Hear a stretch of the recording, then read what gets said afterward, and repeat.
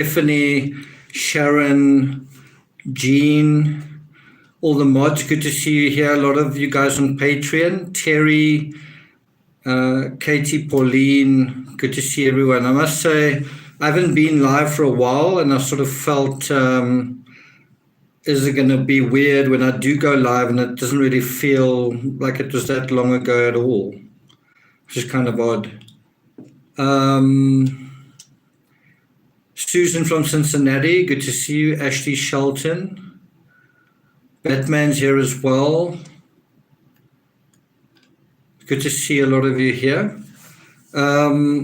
We are here to talk about the Gabby Petito case, and I must say, it's really a case that resonates with me. I'm assuming it also resonates with you guys. You know, this idea of innocence lost, life lost, you know, all of this possibility wiped out unnecessarily, the sort of unfairness of it all, you know, the wrongness of it all, right? Timmy, do you want your time in the limelight? I see Nadia's here, Lena from Georgia. Okay, Timmy, come. Come, boy. Come.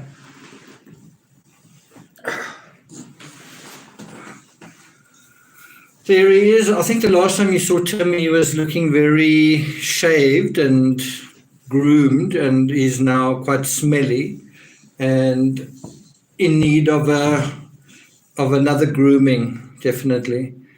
SM Kovalinsky, good to see you here. Susan Becker, Sugeti Norna, Joe Huck, good to see everyone. Paddy says belated happy birthday. Thanks a lot. Yeah, it's definitely 50 is definitely a milestone that makes you think about the life that's passed and the life that you have left.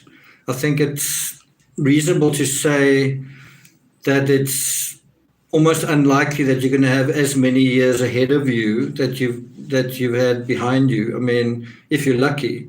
And if you do have as many years, wow, I mean, you're going to be 100 years old. What kind of state are you going to be in as 100 years old, you know? So it does make you think about life and what you want out of life and what you've had so far out of life. And that's what makes what happened to Gabby so tragic, is that she was robbed of her life just as it was getting started, right? Catherine Hargrave says hi to Timmy.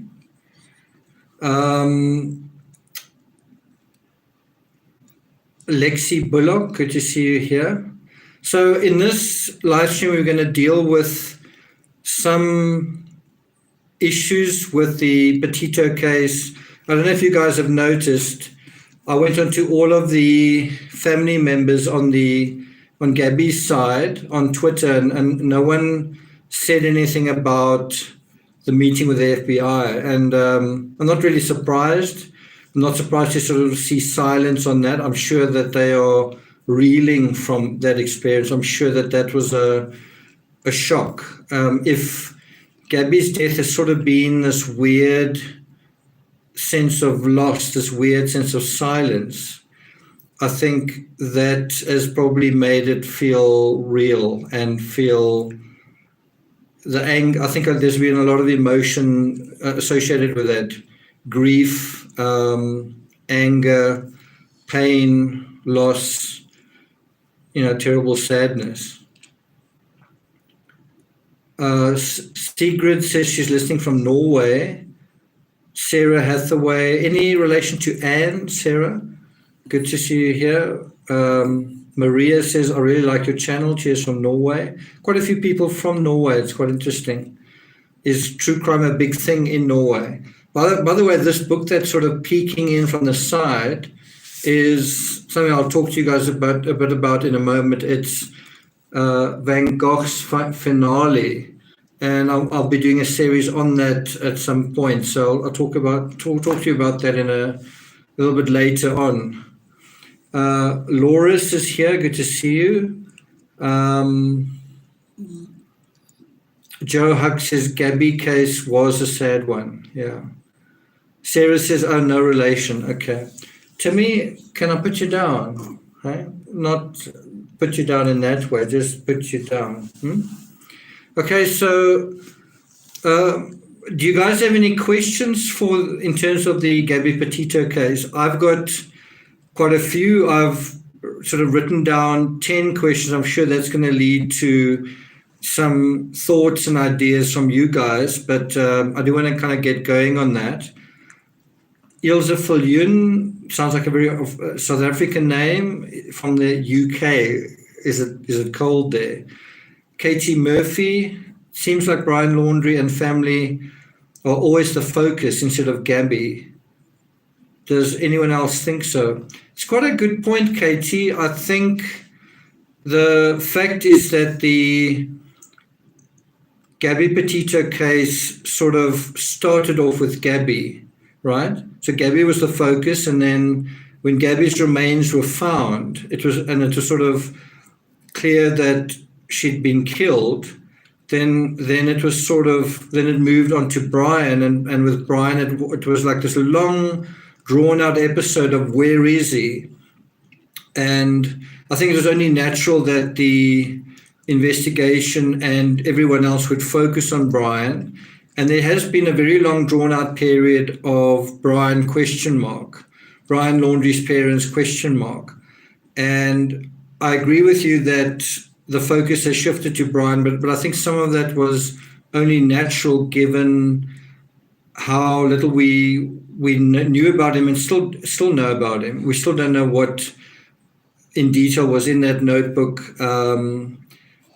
and that could have certainly provided quite a lot of information. So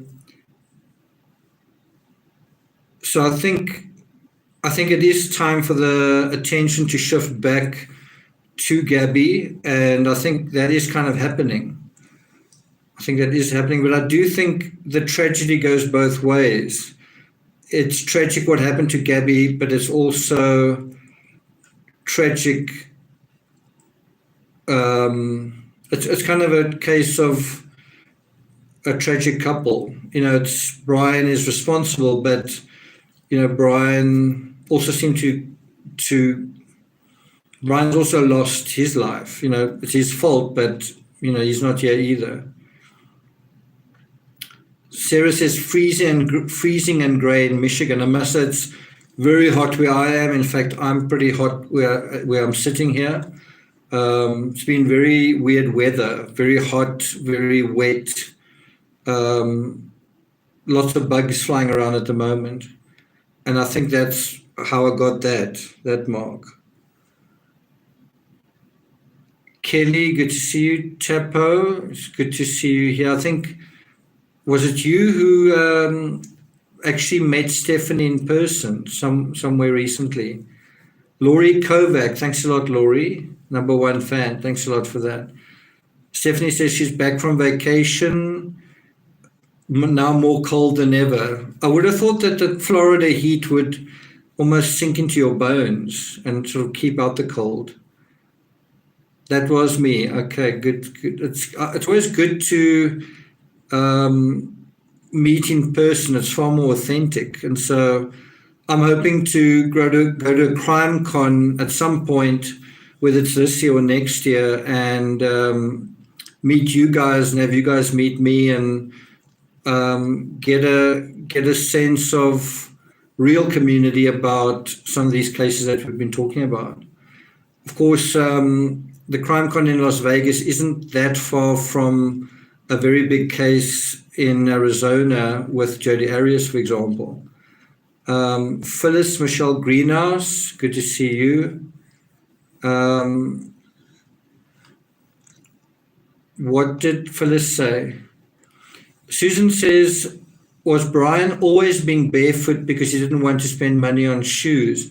I don't think that's the case. I think Brian was trying to be earthy and trying to, let me just put Timmy down. Timmy, can you say goodbye? Okay. We might say hello to Timmy again a bit later.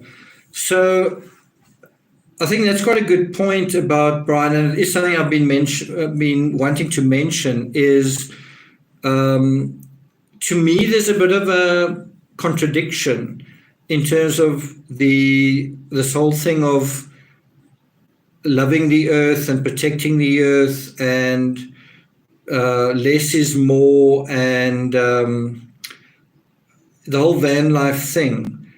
I'm talking about specifically the way Gabby and Brian were doing it. It seems like that they were vegetarians. It seems like they didn't want to use plastics and all that kind of thing.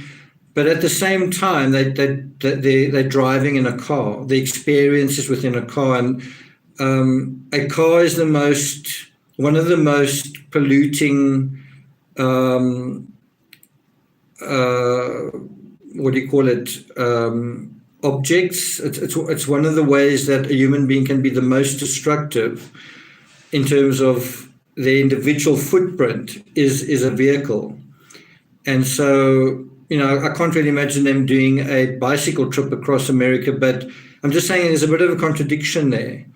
And in the same way, there's a bit of a contradiction with Brian wanting to be kind of off the grid. I think him going around barefoot is sort of this idea of connecting to nature and being kind of off the grid, and almost like not using electricity in a way, and not using the world's systems. And yet they're using the most conventional systems that there are, which is making money on social media, using the world's highway, using America's highway system, and using, car and fossil fuels kind of thing, if you want to make that argument. So I think if you were really caught up in that, it could be quite weird, but, sometimes you can have contradictions, and it's sort of part of what you're doing. Of course, there's nothing wrong with being sensitive to using plastics. There's nothing wrong with that. I don't know if that answers your question. Someone says, wouldn't that be planes? Yeah, but you don't own your own plane. So like someone can decide to reduce their own personal footprint by driving less or having a certain kind of car or not having a car. Planes certainly do leave a footprint, but it's not like your personal footprint kind of thing, if that makes sense. And I do think that psychology of how they saw themselves in the world can cause conflict, because you can have arguments that mean a lot to you, and then later on they don't really mean that much to you. Often in your youth, with that idealism, you campaigning for certain things, it's kind of part of your identity. But it's also how somebody shows that they love you and they're loyal to you and they believe in your ideas, kind of thing. Thank you, Susan Becker. Thanks a lot for that. Thinking Out Loud says, okay, time to go. Nice visiting here. Seeing your dog, he's so cute. Okay. Catherine Hargrave, it seems that Brian was a reluctant participant who maybe devolved into rebelling against Gabby's vlog. I think almost like, if you think about it right now, do you think it was ever a good idea for Brian to be kind of a social media star? It just seems like that was never a good idea. And it just kind of seems a bit odd. The thing with the whole thing, the social media thing, and I'm on Instagram, I follow a couple of people on Instagram who are very successful. They've got millions of followers. One of them is Amanda Cerny. I don't know if you guys know her, but there are quite a few. And you kind of have a couple, and the boyfriend is there, but he's kind of in the background. The focus is on Amanda in that particular case. And the boyfriend does, the partner does the photography, and perhaps has certain resources available, whatever, and manages that side, but he's kind of in the background. And one thing that I've definitely thought about is what would have happened if Gabby and Brian actually did get married and they went on this trip and they were married. Could that have changed everything? I wonder what you guys think. In other words, that nagging tension, that nagging uncertainty, because it probably felt to Brian like this relationship is starting to fall apart and there's nothing holding it together anymore. And maybe if they were married, there'd be the sense that, well, we're married, we're not going to unmarry very easily, even if things don't go very well. And so possibly, what do you guys think? If they were married, do you think things would be different? Do you think that would have gotten rid of a lot of the tension? Do you think it would have dealt with those feelings of jealousy?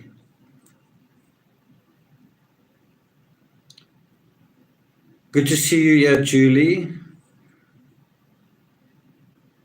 Pauline says that would have been even worse. Do you think so?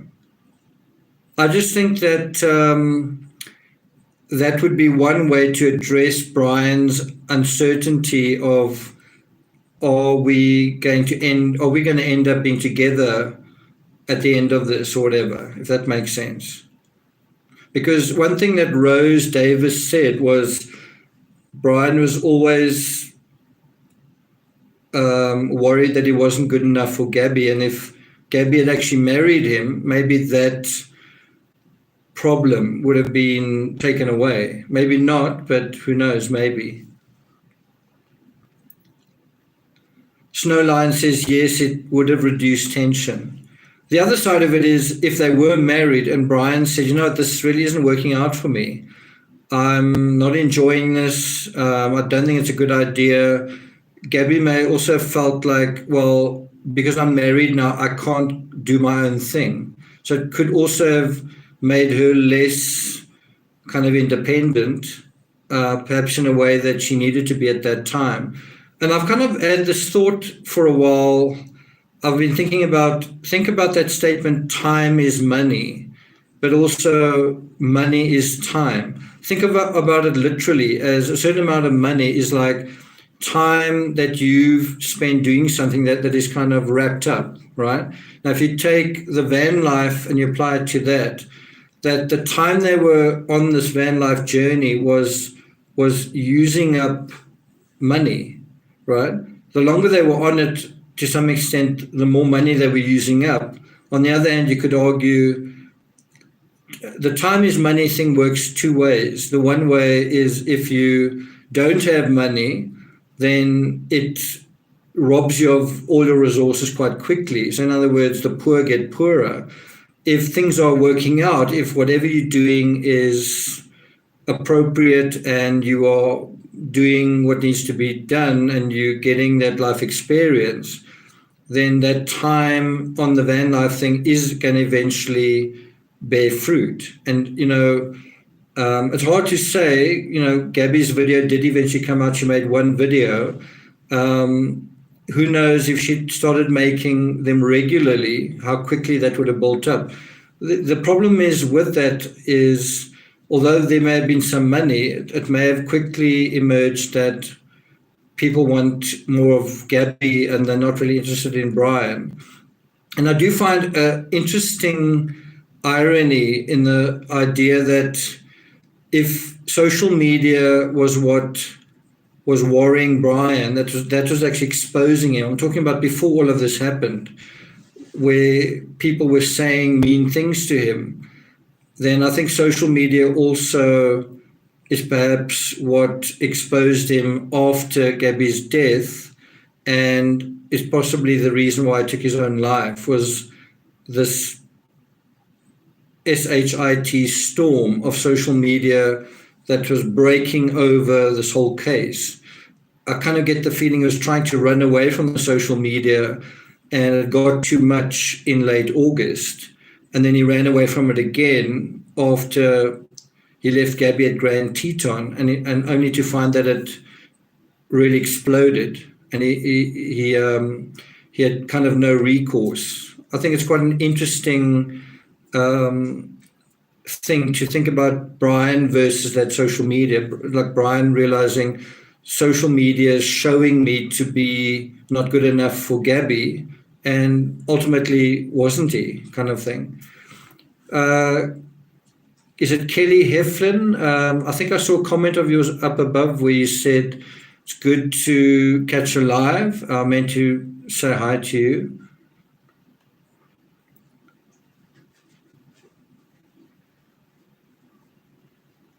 Nanya says, usually they get worse if they feel they're losing that person. Susan says, great to see you. Thanks for that. Pauline says, what could have caused such a rage response in Brian? I think if Brian was starting to figure out that Gabby's pulling out, or it could also be, I think, something that has been very underestimated and not talked about enough is the fact that Rose was going to turn, is it 21 or 22, but Rose was going to have a birthday, and she wanted to actually join Gabby and Brian on the trip and kind of spend, she was actually taking leave from her work, and I think she's going to spend like a week or something with Brian and Gabby on their sort of road trip. And I think what it may have felt like was that if that happens from Brian's perspective, what that may have felt like is if Rose joins them, Gabby might tell Rose, you know what, we're not really getting along. And who knows, Rose might have said, Rose, who was probably very caught up in what was going on, like, wow, I can't believe you guys are doing this. That's so cool. I wish it was me. And, you know, who knows, Gabby might have been tempted to say, you know what, Rose, let's you and I do this. Can you imagine two of us, two beautiful blonde young women, you know, going out and having fun, whatever, and how will that look on social media kind of thing? And, you know, whatever. But Brian may have been paranoid that he was going to be booted out of the whole van life experience. And if you think about it, whether that's true or not, if you were Gabby, wouldn't that have been the right thing to do? I mean, think about the Moab incident and what was happening with Brian, and Brian kicking her out of the vehicle or locking her out of the vehicle.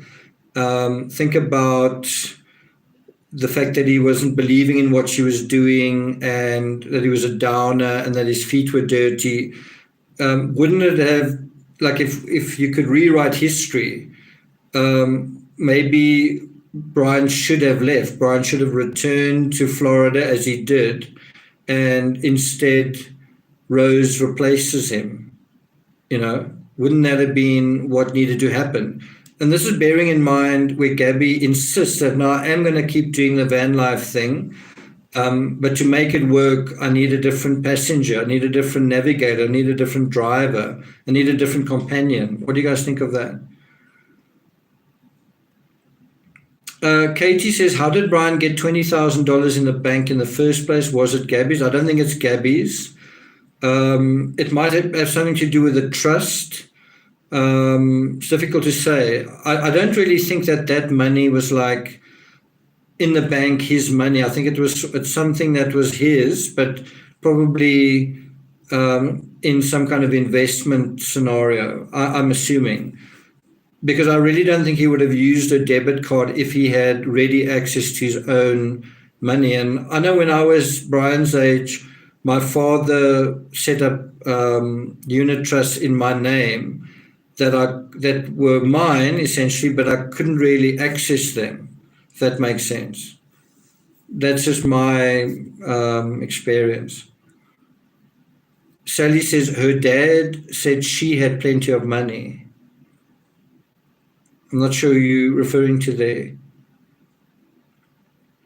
Joe Huck says, wish we could read the confession letter in the notebook if there is one. Sarah Hathaway says temper, temperature, victim blaming.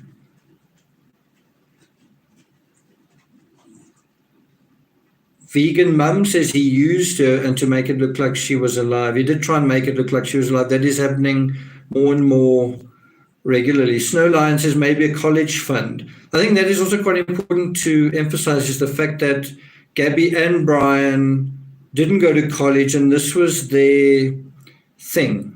So while their pals were moving on with their lives, becoming educated, they decided that wasn't really for them, and they were going to do this.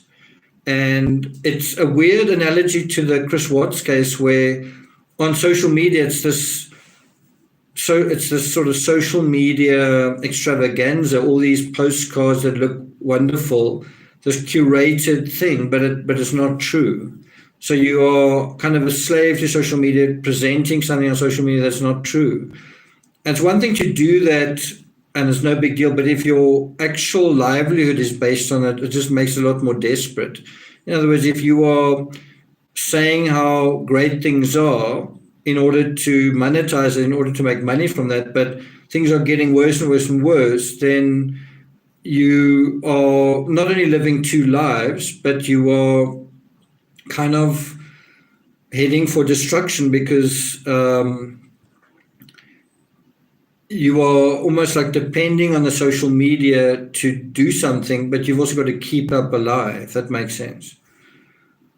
Okay, so I'm going to go through a couple of my questions and comments, and then I'll come back to you guys. Sally says, I think Brian chased those two women away. Sally, I don't know. Anyway, I'm going to be putting up a video that really does need to address that aspect. If there are a few of you who still think that Brian's involved, you should watch that video. I'll be putting it up quite soon. Was Brian involved in that? And I know a lot of you think he was. I know a lot of you want to think he was. And I'm going to explain to you why he wasn't, and why it's absolutely clear that he wasn't. And I hope that's going to have an impact, because I don't find that speculation helpful. Someone said earlier, why is there so much focus on Brian? Well, this whole thing with that couple is an unnecessary diversion from the Gabby Petito case. And I know a lot of YouTubers think that there's a lot of traction there. That's a lot of the juicy stuff that people want to talk about, and you can fill that vacuum with speculation, but it's just not. It's not based on reality, and so I'm going to be dealing with that in a video specifically dealing with that. Okay, so thanks a lot, Batman, by the way, for that contribution. So I have a few questions myself. I'm going to go through a couple of them, starting with, what was the significance of the water bottle found at the crime scene in the park, after Brian's remains were found, after his backpack was found, after the notebook was found, and I guess after the revolver was found? What's the significance of the water bottle? It's not mentioned in the FBI report. Did any of you guys pick that up? So they spoke about what they retrieved. In the media, they spoke about the notebook being retrieved in the backpack and Brian's remains, but they never spoke about the revolver. And now that the FBI report's been released, there was absolutely no mention of that water bottle. We know that the police later took it into custody after initially apparently overlooking it. So what do you guys think about that water bottle? So I think I'm kind of, I don't think it's make or break in terms of the water bottle, but I do think we've got to assume that it may have been planted. In a recent photo I saw, I thought the color of the bottle looked nothing like the bottle in that image of, it's one of the, I think it's the second last image of Brian and Gabby. It's where Brian's in the van. I think he's reading something and they've got the door open. If you actually look to the bottom left of that image, you can see through the bottle, and the bottle is kind of a yellowish, I hate to say it, but almost like a urine colored color, kind of a yellow brown, and that's the color of it. Whereas the bottle found in the park was sort of a green color. And I just don't know whether sun damage could have changed it that quickly. I don't know. I just am less convinced that was actually their bottle, and I think it may well have been planted. Once again, we don't know from the police because there's not this extensive report about details like that. Batman Justice says it is rocket science. Tidestone says agree. Sharon Tuck says Phyllis, thank you. I will let Nick know. What's that about? Let's see if I can find Phyllis's previous comment.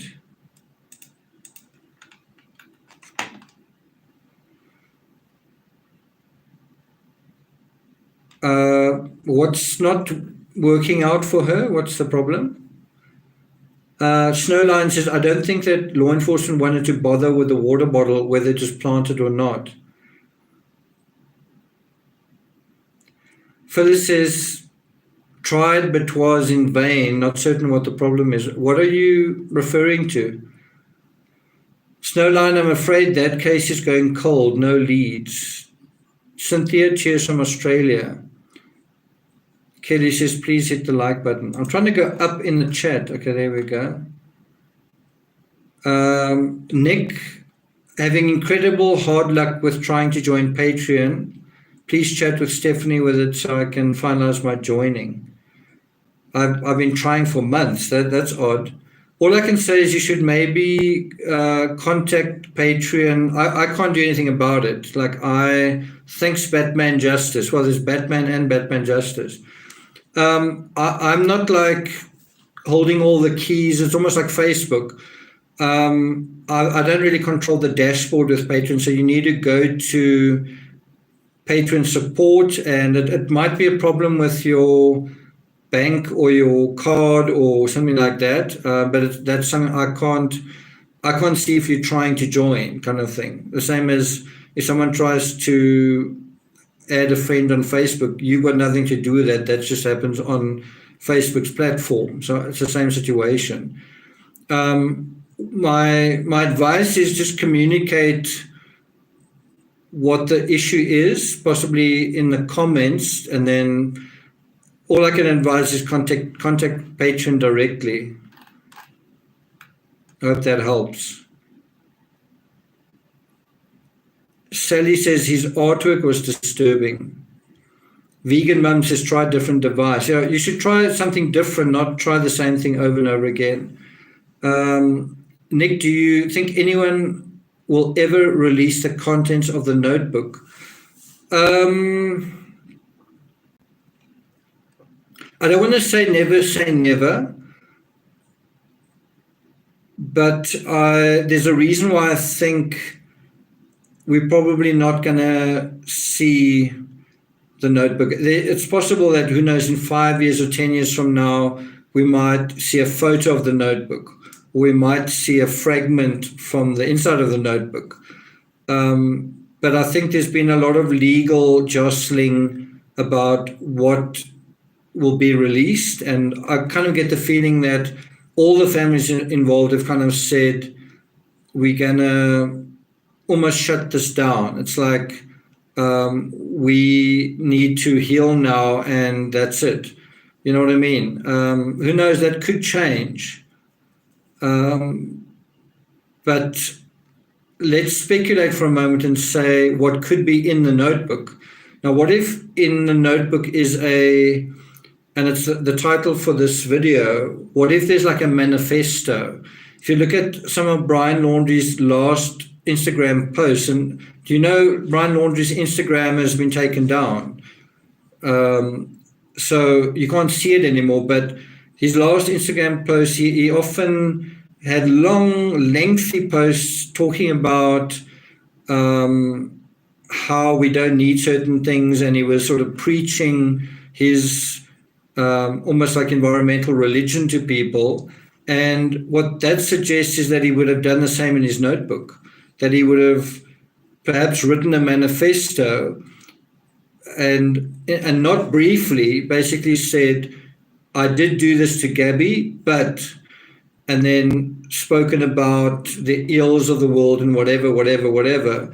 And the danger with a manifesto is it can gain sympathy with similar loser males, incels, men who find themselves on the losing end of relationships, who then feel that they want to take things into their own hands. They want to take control in a similar way to that Brian did. And then Brian kind of becomes a, who was that guy from Isla Vista? What is that guy's name again?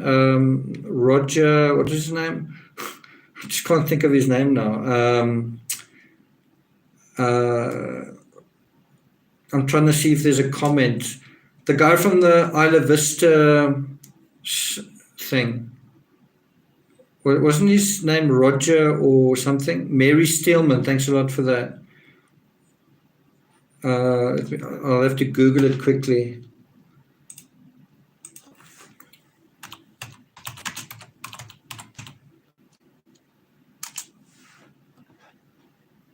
Elliot Rodger, that's what I'm thinking about. So Elliot Rodger actually became like a hero to incels, and we don't want that happening with Brian. We don't want Brian to become like someone feels, wow, Brian was actually such a great guy, and he had such good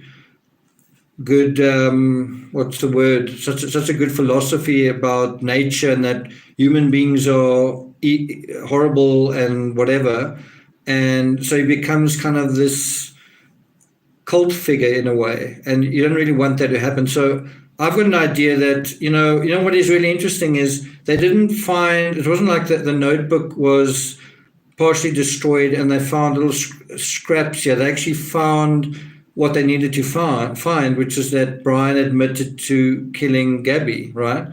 And that means that there must be a lot in that notebook. And if you publicize it, you give Brian a platform, and I mean, everyone's going to read it. And he then achieves that sort of post-mortem power, which can actually be very dangerous, especially in a high-profile case like this. And you don't want that to inspire other young men. You don't want that to, and things like that, written things that can be quoted. You don't want that to catch on with the sort of sour grape population, of incels and young men who feel disenfranchised and so on. It can be quite dangerous. I don't know if you guys see that. So Pauline says, I want to see the whole notebook, including artwork I suspect you put in it. I'm not sure if you've heard what I've just said. So let's say we do what Pauline says. Like, I want to see everything. And so you put it out there. You put the whole notebook out there. And it talks about how horrible and shallow beautiful women are, and what he fantasized doing to them or whatever, and other men who feel the same read that, and they actually feel galvanized and inspired to do the same thing. Do you think that's a good thing? And then you have another Gabby Petito, because somebody who was on the edge of that read it and actually felt, wow, I feel the same as Brian. And you know what? My life's also not worth living, and I'm not going to just be a loser. I'm gonna also go out in kind of a blaze of glory. I'll also write a manifesto, and everybody will know my name. And so you make an example out of him, and then you have this sort of copycat thing leading to more tragedy. It's a disaster. So you might say, no, I want to read everything there. I want to see everything that's in the notebook. But if you're the FBI, imagine that. Pauline, imagine you are the FBI and you've got the notebook and you know what's in it. And you think, well, if I release this, there's a danger that something can happen. Then what? Should all the curious people be given the opportunity to satisfy their curiosity? But then you also have this horrible side effect. Bear in mind that the Petitos have started this foundation. They're trying to stop things like this happening again. They're trying to help other women who are missing or whatever to be found, right? They're trying to break the cycle. I don't know if you guys are following what I'm saying. The FBI doesn't swear an oath to your insatiable wonder. So Pauline says, but Elliot Rodgers' whole manifesto was published, which gave us a window into his disturbed mind. That was in 2014.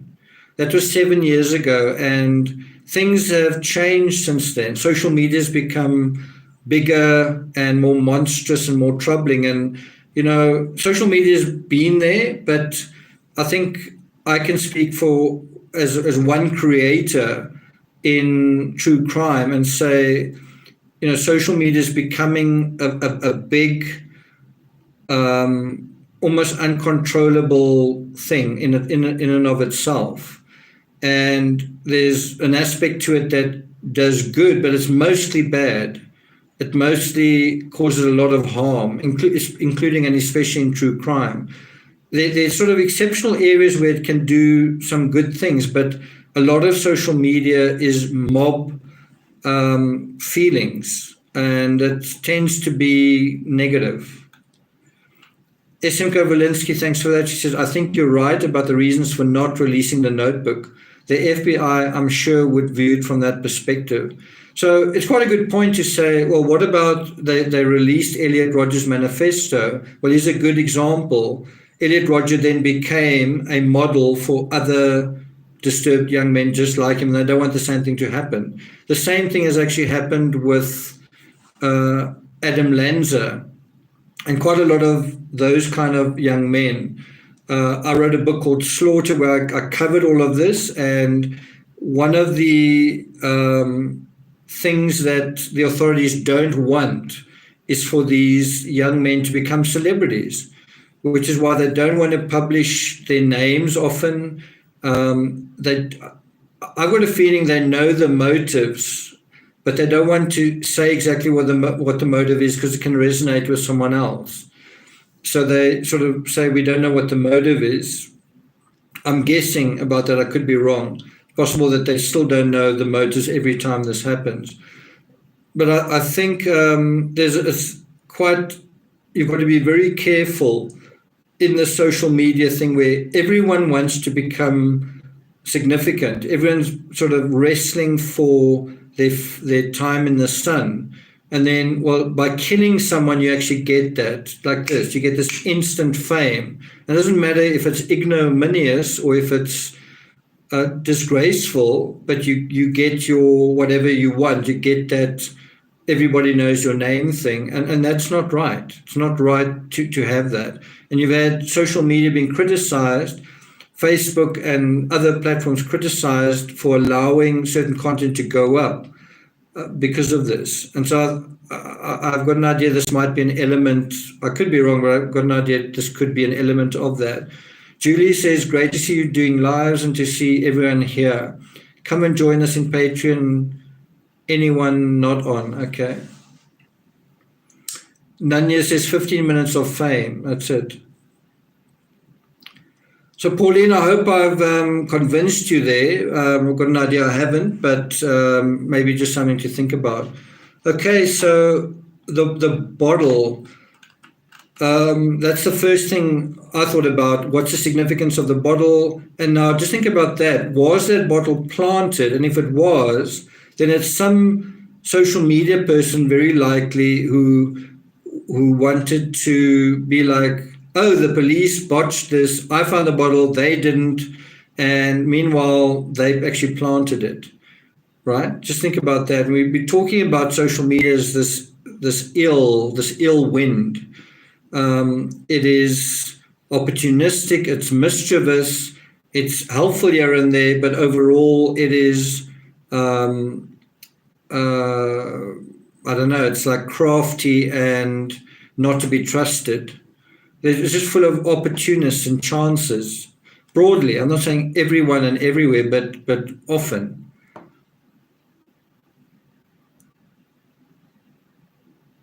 Paddy Dune says, could one of the mods share the link? So it's just patreon.com/TCRS. Barbara says there's so much sensationalism now. Please do not release. Privacy for both families. We do not have the right to know murders, love notoriety. Let's not encourage it. Kelly says, do you think the case is completely closed? I do think it is closed. I do think, it's who killed Gabby Petito. We know who did it. I don't know if there's too much that we don't know or that needs to be known. But let me go through a couple of more of my questions. So the second one, for how long did Brian fake text? Bear in mind, one of the last things he did was acquire a burner phone. Was that because someone took his phone or because he disposed of it? It also reveals something very revealing in itself. We now know what happened to Gabby's phone. Brian had it. That's something that I think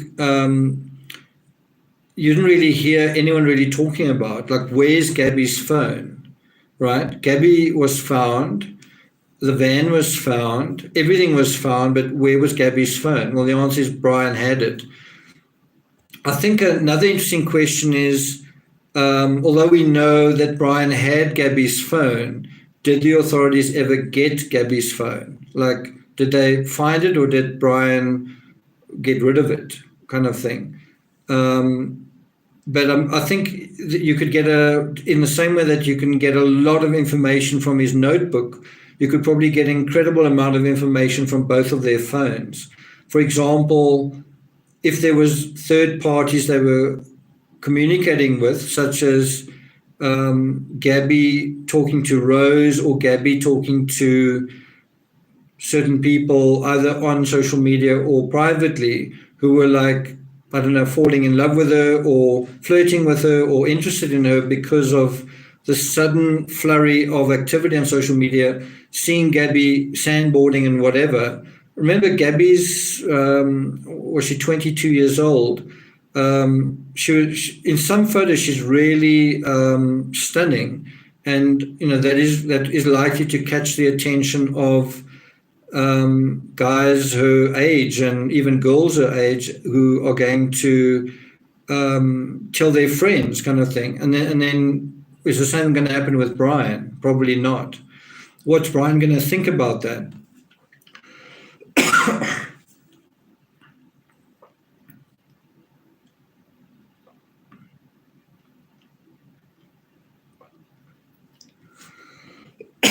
I've just realized I poured glasses of water, but I forgot to bring them up. So I might need to excuse myself.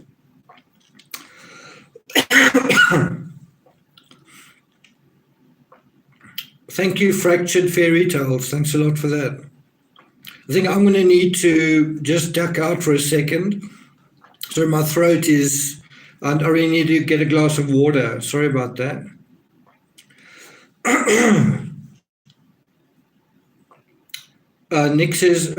Kelly says, what do you think catapulted this case into so much media attention?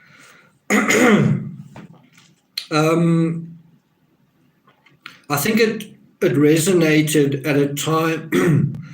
I think it resonated at a time that a lot of us wanted to be unfettered by the coronavirus, right? Sorry, I'm going to have to get some water. Okay, I'll see you guys in a moment.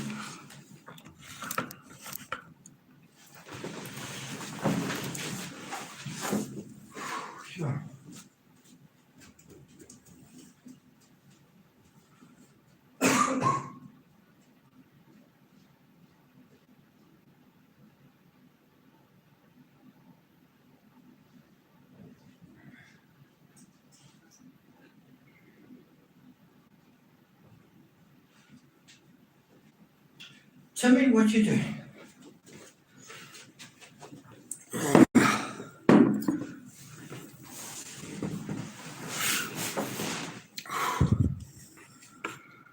Phew, I'm back. Whoa.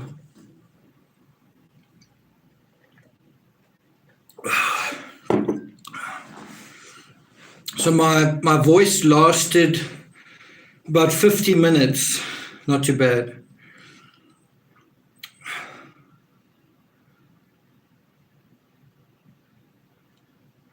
Yeah, I'd already poured these glasses. I just didn't bring them up.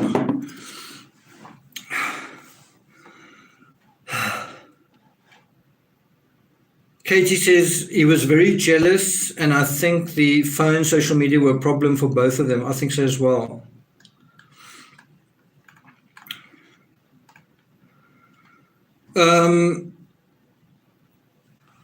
The third question, and I think we would have gotten an idea from the notebook. I think we would have gotten an idea from a lot more detail. So Sap says, Sap Artisan, thanks for that, says, did you ever address dogs' contributions? I never really saw much, what's the word? I didn't give Dog too much credit.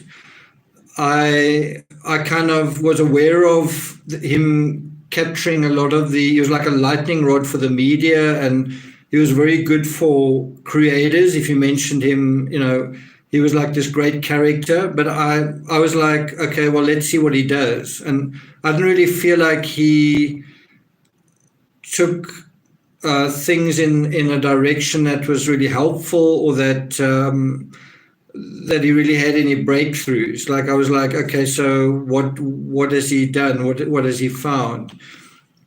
And so I think he made a comment, something about the Appalachian Trail, and I thought, I don't think that's true. Also that Brian was canoeing all over the islands. I also thought, for someone who doesn't want to be seen, and Brian didn't want to be seen, the last thing he would be doing is canoeing, because you can see a canoe for miles away. So my personal feeling was that I know Dog had a lot of support and a lot of supporters, and he was very popular. But my personal feeling was I'm not seeing anything particularly. For me, it wasn't rocket science, put it that way. Terry Dean says, Nick, why do you think Brian confessed? I think when he took his own life, so when he was about to do that, it's part of that. So it's like his swan song. And so I don't think it was just a confession. I don't think it's just like one line where he said, it was me, I did it. I think that was buried within a lot of justification, a lot of some kind of manifesto, where he spoke about how horrible the world is, and perhaps how unfair it is, and made certain, had some sort of narrative dealing with that. So I must say, and I will deal with it in a moment, I do think that Brian felt guilty about what he did.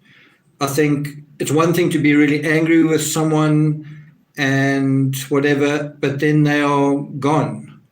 You're angry with them, but then you probably want to talk to them again or something, and then they're just completely gone. So I think I know a lot of people feel like I don't want to give Brian any credit that there was anything good about him, so he must be all bad, right? I think there was remorse. I think there was guilt, but I don't know if I think the feeling of being intimidated by the social media and not wanting to go to jail or whatever, I think that was probably even more than the guilt, if I can put it that way. So in other words, the coward side was a lot worse, a lot more dominant than the feeling guilty side. I mean, if he truly felt remorse and regret, he would have put his hand up and owned up, gone to the authorities and said, it was me, and I should be put under trial and I deserve whatever I'm going to get. But he wanted to go out on his own terms, and that is exactly what he did. And so his confession was part of him stating his terms and I think justifying himself. because he was justifying himself quite a lot. And I think that's something we need to talk about when we deal with the Moab incident and the Moab series. Is Brian justifying himself? Or is he just kind of responding in a reptilian way, in a way?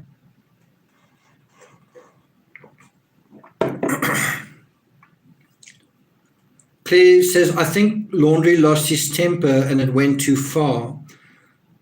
I think there are two aspects you've got to think about. Is there's the slow burn, which is things have been escalating and there's been tensions have been building and there's been a betrayal of trust and there's a sense of the glue holding their relationship together is becoming unstuck, right? But so that's like one version of the emotions. You're becoming more and more insecure, you're becoming more afraid, more paranoid, more angry, more frustrated. But I think what happens then is there's a specific thing that also happens that ignites whatever that fuel is, that reservoir of fuel of frustration, and that then sets it. It's not just Gabby says, you bald and blah blah blah, and Brian explodes like a volcano.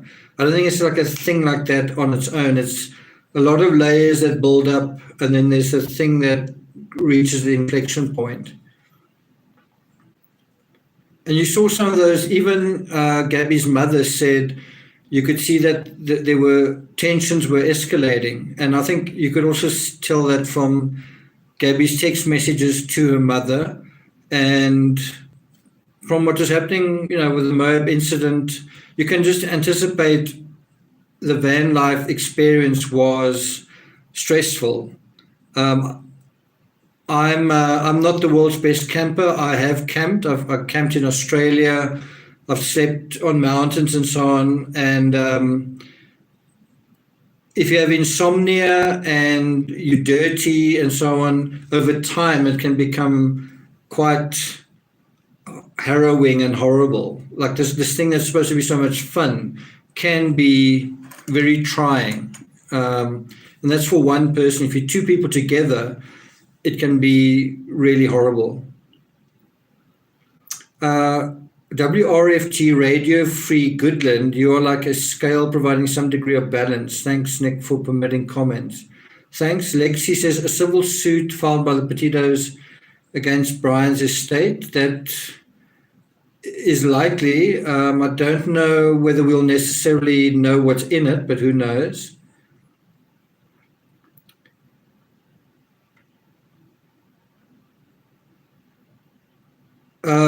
Okay, so the third thing that is a question I would like to ask is, what kind of person was Brian really? So what kind of person was he at school? Had he ever been violent before? Now, to me, the fact that we know there was blunt force trauma, to me, shows a lot of frustration, a lot of anger beyond the strangling, right? And if you take someone like Chris Watts, I don't think there was a sign that Chris Watts was violent or particularly angry, but the way that he disposed of his family was relative, and I understand what I'm saying when I say this, but it was relatively non-violent. What I mean by that is it was like he didn't shed a drop of blood. It was like he was trying to, and I understand what I'm saying, but he was trying to just get rid of his family. He wasn't trying to hurt them, although he did hurt them. But what I'm trying to say is it was as non-violent as possible. In fact, Chris Watts started off by trying to drug Shanann and all that kind of thing. That's the point I'm trying to make. In other words, not gratuitous. Obviously, it's unacceptable and all that kind of thing, but it wasn't like extremely violent, although, of course, 3 family members is extremely disgusting. But if you compare to Brian, there's blunt force trauma. And you didn't have that with Shanann or with the girls. So the Watts children. So the question is, had he been violent before? Had he been violent with animals? And if he hadn't, bear in mind he's quite young, but it does kind of make you wonder, where did that impulse come from? Did it come from Brian? And previously I've put up some videos and analysis which wasn't very well received, wasn't very popular. Some people didn't know what I was talking about. But I do think it's useful to think about a person, especially someone like Brian, as two identities. The one identity is like an animal, and I don't mean an animal in a negative sense necessarily. And the other one is a cerebral being. And so the animal wants things like sex, wants food, needs sleep, needs a little bit of affection in a way, needs those basic things, right? Needs comfort, right? So you have the animal side to Brian, and let's face it, all of us as young people had crude identities when we were a lot younger. There were certain things we wanted, but how do you get it, right? And you learn to become more sophisticated in your approach as you get older. You learn how to manage your animal instincts, but you also learn, you get what I'm saying. And so with Brian, you've got the animal side, the barefoot Brian, the Brian who wants to be Gabby's mate, all that kind of thing. But then there's also the cerebral side, the Brian who wants the world to be run a certain way, the Brian who doesn't want to use plastic bottles, the Brian who issues social media, the Brian who took his own life. The cerebral is actually dealing with the animal. And so you have these two personas that are part of the same person, but they're not living in balance. They're sort of vying for dominion. And I think you often see that with teenagers. You see teenagers who are at the mercy of their feelings, right? And then, or their appetites, or whatever you want to call it. And then you also have teenagers who can become very cerebral, where they just read books and they are very nerdy, whatever it is. And what any person needs to do is get the animal and the cerebral in balance in a way that's good for them. It's a good fit for who you are, but it's also a good fit for the world, where the world looks at you and says, the animal, I got it and it's fine, and the cerebral, I see where you're coming from. And so it's an acceptable hybrid, if that's the word. It's an acceptable union of the sides of you, right? I just want to acknowledge somebody. I don't know why my mouse isn't working. Titanic discussions. Thanks so much for that. Hi, Nick, great channel. Not saying I agree, but I've heard criticism of Gabby's parents for not being more involved in her life, allowing her to live across the country and such. I'd love to hear your thoughts. So, Gabby's father, biological father, moved down to Florida to be closer to her.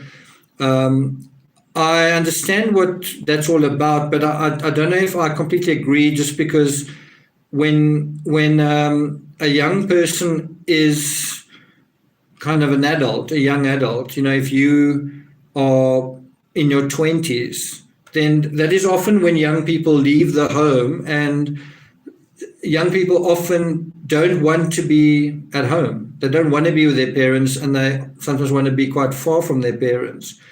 And so that is often completely normal. So I think you've got to take that into consideration. I think it's also difficult to say how much or whose responsibility Gabby was when she's kind of like engaged to somebody, and you kind of assume that she wants to be, that she's safe, and that person is looking after her. You don't think the person who's looking after her is going to do you're going to be her killer, right? So it's almost like, and it happens all the time when a young woman gets married, then the parents do actually need to step back. I mean, that's what, it's the story about in-laws, butt out kind of thing. So I do think her mother did communicate with her quite often. I do think another side to it is what made Brian think he could get away with it, and maybe he did assume that because Gabby's family weren't super, super close to her, maybe he could get away with it. I also wonder whether there's not a certain amount of marijuana or something like that in the story, because I think Brian was a bit deluded. I think Brian was living in a bit of a fantasy world to think that he could get away with it. I mean, he didn't get away with it for very long. Yeah. Pauline says, at 15, my daughter tried to move her boyfriend in with me. I said no. Okay. Goch says, Nick, when you say children, does it just sound like children? I must say, the amount of comments I get about how I pronounce things, it's like we're talking about someone who is murdered. We're talking about, human tragedies, and, including the Alec Baldwin case. And there are so many people who are like, the only thing that they noticed was that that's how you pronounce this or that's how you pronounce that.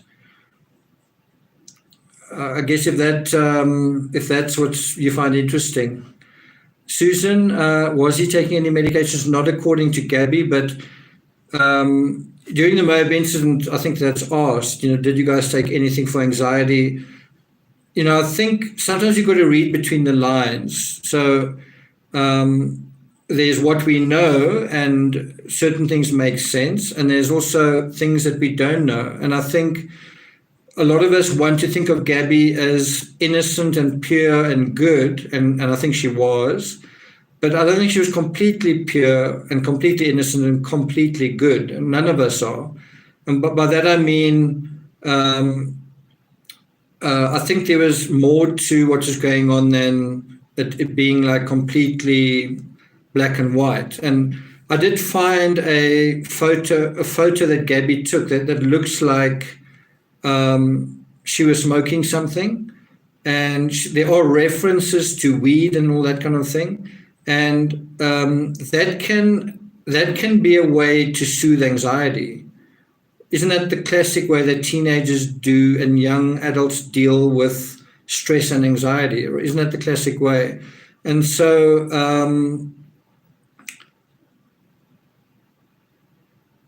I think one's also got to wonder if that can have a negative effect. If you deal with stress and anxiety by using that, then what happens when stress sneaks up on you and maybe you don't have a joint or whatever? How do you deal with it? Do you know how to deal with it? I think a big problem with Gabby and Brian, both of them, was that they weren't living in the real world. And one way to run away from the real world is to, when things get too much for you, you go on a trip, right? Not a physical trip, or not a trip in a van. Tobe says he is self-medicating. Pauline says, I need some water now, be right back. Okay. Love to Love God says, hi, Nick. I just wanted to ask you quickly if you dived already into the Chandler Halderson case. No, I haven't. Nope. Phyllis says, basic instincts versus analyzation of inner self. So, yeah, when we talk about Gabby Petito or whatever, I tend to only talk about that. I'll tend to not, if you bring up a completely different case, I tend not to talk about it, because we really here to honor Gabby and I don't want to say close the book on the case, but basically deal with the case. And so now's not really a good time to be like, do you know about this case or that case? Just being honest. Julie says we've all got an accent, we just don't hear our own voice as having one. Yeah, I for a really long time I didn't want to be on YouTube because I've written so many books and I didn't want to sound not American. And when somebody started reading my blog out and couldn't actually understand, and she was an American, couldn't understand the words I was using, couldn't pronounce them, couldn't actually, I don't think she knew what the words meant. That kind of pushed me out of my comfort zone, maybe I need to do this myself kind of thing. And I think you've got to get beyond that point where everything's got to be perfect. You can't please everyone, and that's the way it is. Some people can't stand my voice and some people can, so that's it. The mind tearing the spirit asunder, well said. So my fourth question, what is the reason for the lack of social media during the van life epic? And, if I wrote a book about this, I think I would have been quite specific and really sketched this out to say they weren't even close to making a living out of this. If the idea was to have a social media career, monetizing that, they weren't even close to getting there. They made one video on YouTube, and I'm a creator and I'm self-employed, and I make sometimes 2 videos a day, typically 1 video a day, and during the entire van life thing, which was close to I think, was it almost 2 months? They made 1 video. This is not going to get you where you need to go. And so I would really like to have known, what is the reason for the lack of social media? Was it because they were arguing, or they couldn't agree on the content? Was it because they were just so relaxed and enjoying life? They weren't taking things seriously enough? It would be interesting if it was because Brian was, if you take the Moab incident as an analogy for the whole van life thing, was Brian criticizing Gabby, saying, no, let's enjoy the hike, let's do this. Bear in mind, he was like living in his parents' house and living off his parents. So I think he sort of felt like he did have a home and he did have a backup plan. But I don't think Gabby liked that idea, kind of thing. Stephanie says, I missed your voice and thank you for joining the TCRS community here for a little reunion. Thanks, Stephanie. But Stephanie, my voice is always out there. It's, I think, an audio book, but I get what you're saying. So the other thing that I think you've got to bear in mind is this isn't just Gabby going on a trip and she puts up the occasional post. It's becoming like this is going to be the rest of our lives, right? This is going to be the future, right? And Brian probably very quickly thought that this isn't going to work for me. Gabby's going to be popular and I'm going to be the outcast, which is exactly what happened. Gabby's going to be changed by this, and maybe she's going to see that I'm not good enough for her. I'm going to be exposed. And so they're going on this journey only to find that Brian didn't want to go on it anymore and Gabby did. And that is what tore them apart. And that's why I say I don't know if Brian was ever the right candidate for this, but if they had gotten married before the time, that could have changed things to some extent. The other thing is, it does take quite a strong personality to allow your partner to be on social media, like Amanda Cerny, and on Instagram, and sort of curate all of that and allow it to happen, it takes quite a strong identity for both people and quite a strong relationship as well. But it can happen, and it does happen.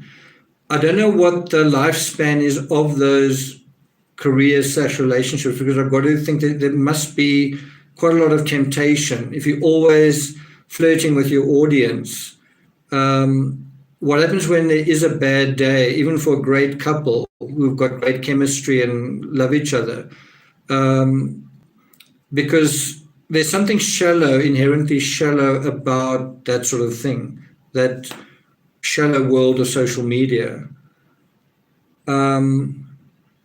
Lou D says, I read an article written by someone in a relationship with an influencer that said there were not 3 in this relationship, but 65,000. So I can tell you a little bit in terms of me, because I work a lot.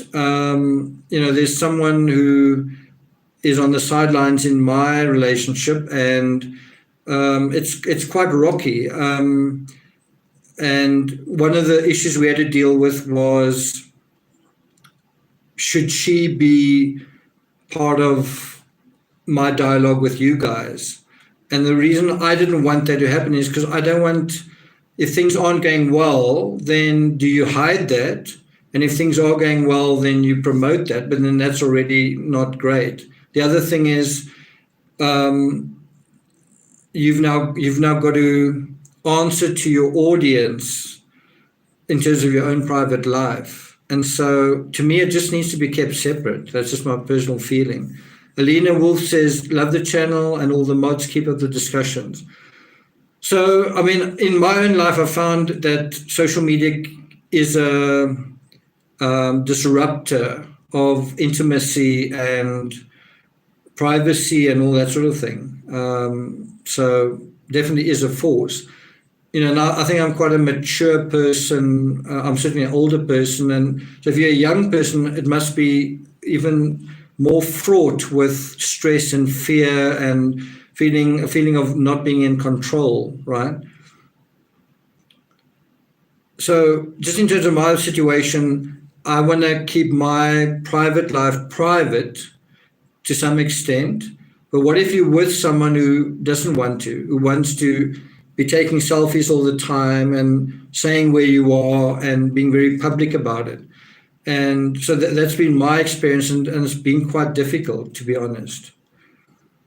In the beginning, I didn't really know what is the right strategy, and now that it's a bit further down the line, I do think I think my approach is right. But you might have 2 people who feel, let's be open about everything, and it might be fine. I personally feel like you've got to keep a section private, and I don't think there's anything wrong with that. I think that is just normal. It's the same as just being married without social media. Before the time of social media, you don't air your dirty laundry, kind of thing, So coming back to this question, what is the reason for the lack of social media? I think it could have been Brian. And it must have been very frustrating for Gabby that he was holding her back, because, they weren't going to be making money and it wasn't going to be working. But it would be interesting to know for a fact what is going on. Another thing I can tell you out of my personal experience is I find it quite easy to create videos at home using my equipment, whereas I find it challenging when I'm on the road. I find it's difficult because everything isn't set up, and a lot of things go wrong that you can't anticipate. You don't have control over certain situations. You try certain things and the light is totally wrong or whatever. That's happened to me quite a few times. The power outages, lots of problems. So it can be very difficult, very challenging to be consistent with social media when you're far from home. The thing is, they weren't even a little bit consistent. It was very inconsistent, it was very infrequent. One thing I would love to know is what were the actual numbers? So, like, what were the actual Instagram followers up until Gabby died? Because, I mean, obviously after that it became totally inflated and totally artificial. What were the actual numbers? What were Gabby's numbers? What were Brian's numbers? And I'm pretty sure Gabby's numbers were starting to, go up, and Brian noticed that and didn't like that and wanted to put a stop to that.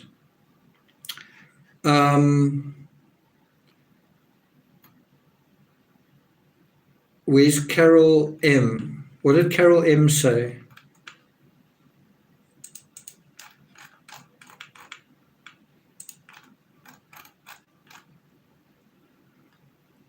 We love to see Timmy. Timmy's head is by my foot. I think he's just trying to sleep a little. I might put him on screen in a moment.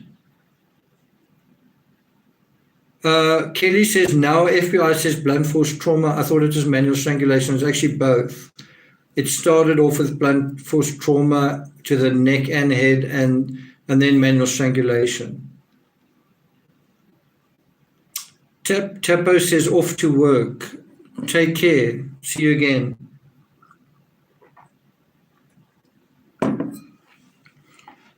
Okay, number 5. Did Brian hear about the double homicide in Moab? So this is for those of you who don't think that Brian was involved. Those of you who think he was, you can tune out. You can turn this off. Did Brian hear about the double homicide in Moab prior to killing Gabby? Did it have any impact? Did any true crime events likely play a role with his psyche? Bear in mind, he would have driven past Tennessee, not through Tennessee, but past Tennessee, very close to the time that Summer Wells disappeared. So Brian and Gabby, I think, embarked on their summer epic in, I think it was July 2nd or 3rd or 4th or somewhere around there. And Summer Wells had been missing by then half a month. It was still really big news. And so it's this idea of a young child actually getting lost in the woods and then never being found.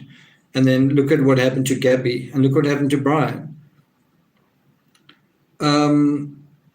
So did any other true crime case have any impact on them? Did the double homicide in Moab that was apparently took place on the 14th of August, so 2 days after the Moab incident, did that news catch up to him and did he or they think about it? Did any true crime events likely play a role with his psyche? We know they were listening to a true crime podcast at the time as well.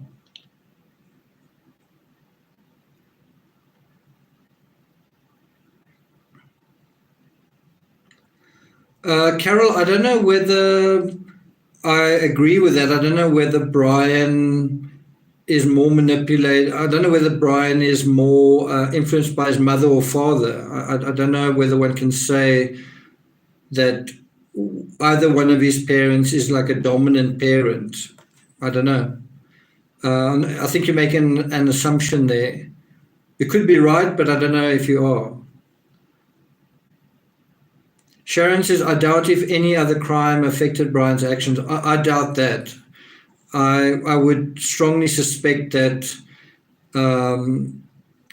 both in the aftermath to what he did, but possibly in the prelude to, so it's possible that Brian had sort of short little glimpses in his mind of thinking what he wanted to do or how he felt, like short little impulses where he didn't act on them.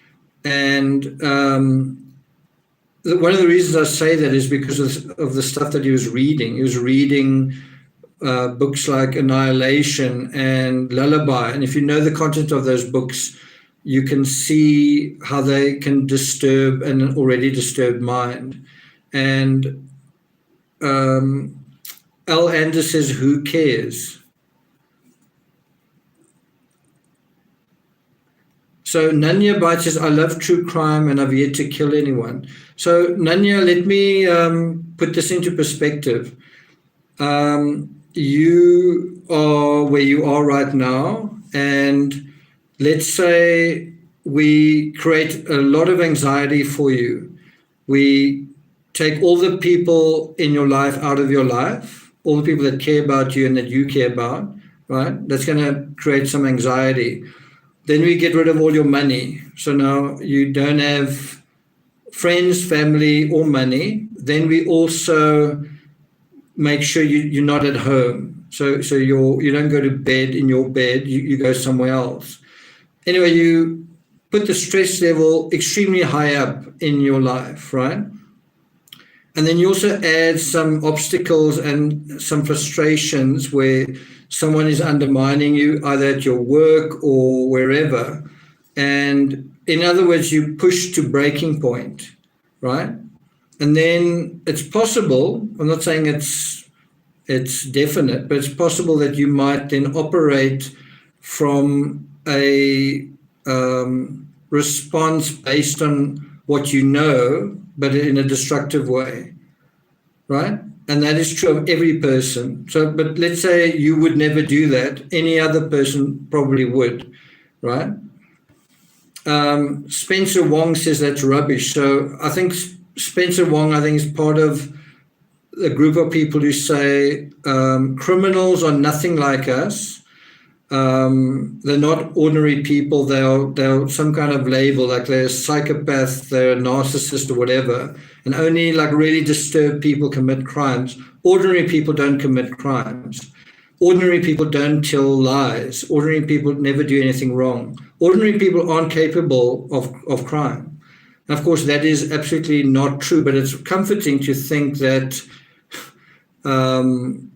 the people who are criminals are nothing like us, and we can stand here in judgment of them and say, you know, they are this or that monster, and we are, you know, we are safe in our cocoons, kind of thing. Batman says fiction is fun to read. It's a break from real world suffering. Stephanie says reading Lullaby made me feel depressed. I couldn't read a lot of those kinds of books. Sharon says, I read Rob Lowe's autobiography just to de-stress. Catherine says, get a grip on accents and pronunciation. Yeah, I mean, if you someone from a different country, that's par for the course. Recently, I was narrating The Craven Silence 3, and because I'm getting a phobia almost about, well, make sure you don't mispronounce this, I went to look up the pronunciation for one of the detectives on the John Benet Ramsey case, which is, I think is it Tom Trujillo? And so I'm literally going to find the pronunciation on YouTube and that kind of thing. And then there'll definitely be someone who says, no, it's actually pronounced that way. Because pronunciation like Van Gogh is a good example. You might say, no, the way to pronounce Van Gogh is Van Gogh, because I'm in America and that's how we pronounce it. It's actually not how you pronounce his name.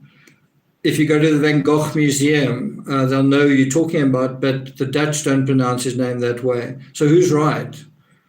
Who is right in how you pronounce something? You can also spend a lot of time arguing about that, and are you really dealing with the Gabby Petito case, right? Or are you dealing with any case when you're spending a certain amount of time arguing about how to pronounce something? I do agree that you need to get the details right. I agree with that. But yeah. So I do think that the Summer Wells case, who knows, may even have had an impact on this particular case. I think a big mistake we make is we assume we're the true crime community and a criminal commits a crime and they've never heard of Barry Morphew. They've never heard of Letitia Stalk. So these cases that are circling through America that are like mainstream news, they've never heard of, only we've heard of them. Of course they've heard of them.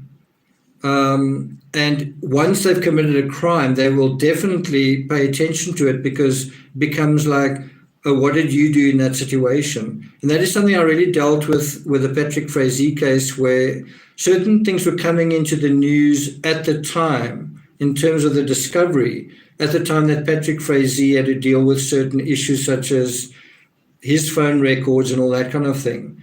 And think about it, if you've committed a crime and another criminal has already been caught and it's been established that is how they caught that person, then it's in you as a criminal's best interest to find out what happened so that the same thing doesn't happen to you.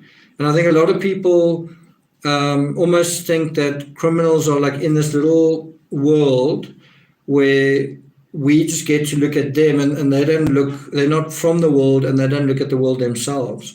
They don't listen to music, they don't watch movies, they don't read books. They just snap and randomly commit a crime, and then that's how things happen. It's not part of a dynamic. It's not part of something that actually is ultimately inevitable in their situation, that their stress and anxiety builds up and up and up and up. And because they're maladaptive, because they're socially awkward, whatever, a crime is for them the only alternative. Crime's never the only alternative, but it can feel like it is to certain people in certain situations.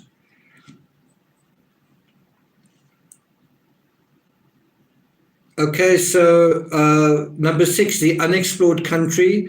What did his and her music tastes reveal about them? That is something I meant to deal with in more detail, but I just got overrun with true crime. We know that they listen to a lot of music. We know that Brian Laundrie's, I think, Spotify, hundreds and hundreds of songs, and quite interesting, the kinds of songs. I think you can just say in general, any person who watches a huge amount of movies, I'm talking about, some people watch a certain amount of movies, some people have watched every movie that you mention a movie and they've seen it. Some people read a lot. And in Brian's case and Gabby's case, seems like that they listen to a heck of a lot of music. I did too as a young person. But I do think the extent to which you go into that can be quite fictional. In other words, you're not in the real world. When you're listening to these songs all the time, you start to disconnect from reality. You're driving with the music in your ears and the song lyrics in your mind, and you start to forget what is really going on. How much money do you have? How far is this? What is going on in the future? And you sort of drift in a kind of a daydream. And if you're listening to this stuff constantly and filling your mind with certain books, that is taking the place of rational thought in a way. And that's another aspect that I think is not appreciated enough in true crime. I think a lot of people who commit crimes have lost touch with reality, but then the question is, how did they lose touch?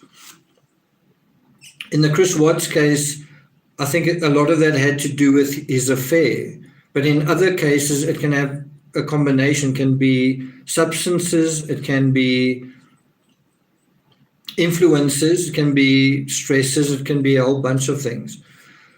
Then number 7, were drugs found in his or her system or in the van? Are drugs relevant to the story? Number 8, when I say drugs, I don't really mean hard drugs, I mean something like marijuana. Number 8, if the public and social media hadn't responded the way they did, would Brian have continued to fake it? And would there have been a trial?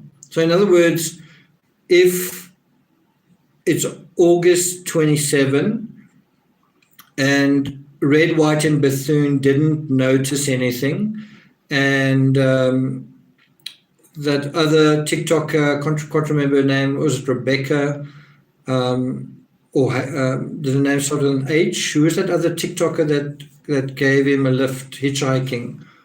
I'm getting a bit rusty.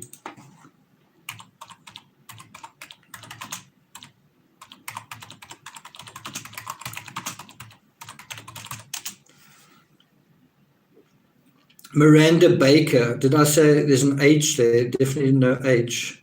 But there were actually 2. It was Miranda Baker and somebody else. In any event, if none of that happened, and the case was sort of under the radar, and the public didn't respond, social media didn't notice anything. Would Brian have continued to fake it? I think the answer is he would have.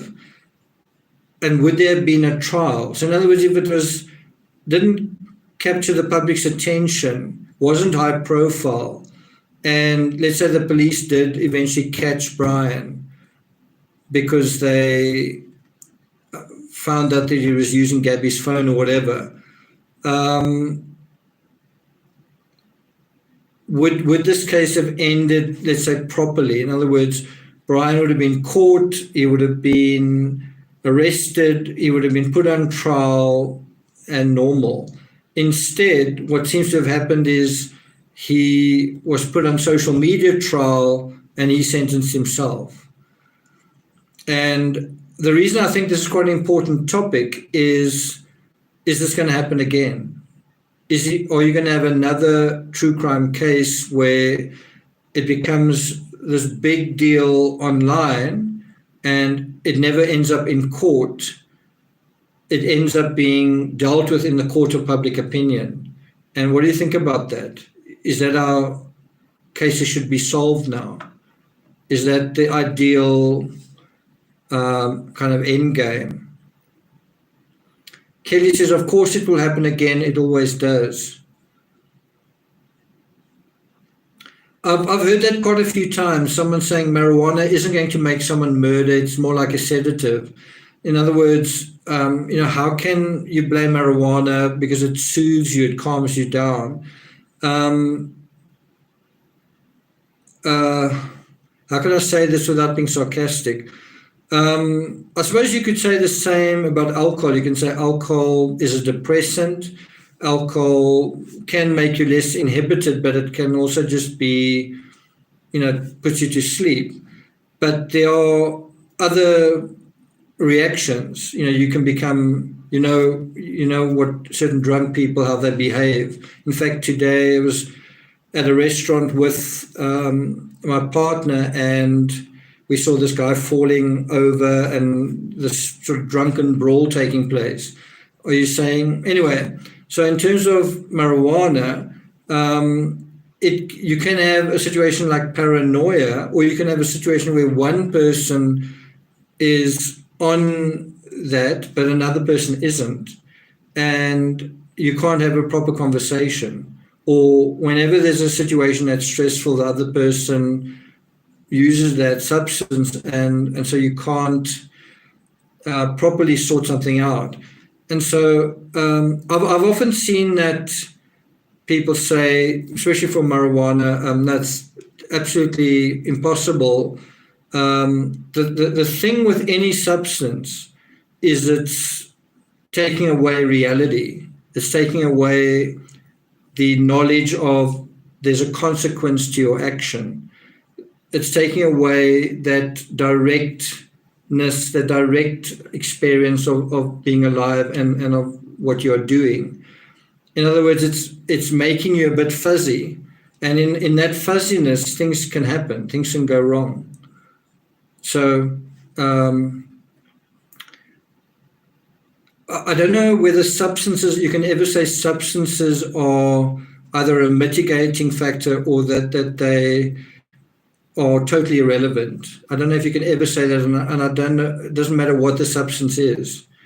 To me, it's almost like saying stress can actually be a good thing, or stress or anxiety can actually prevent a crime from taking place. True, it can. If you're anxious about what could happen if you commit the crime, but extreme anxiety deadens that sense where you're acting in a different way.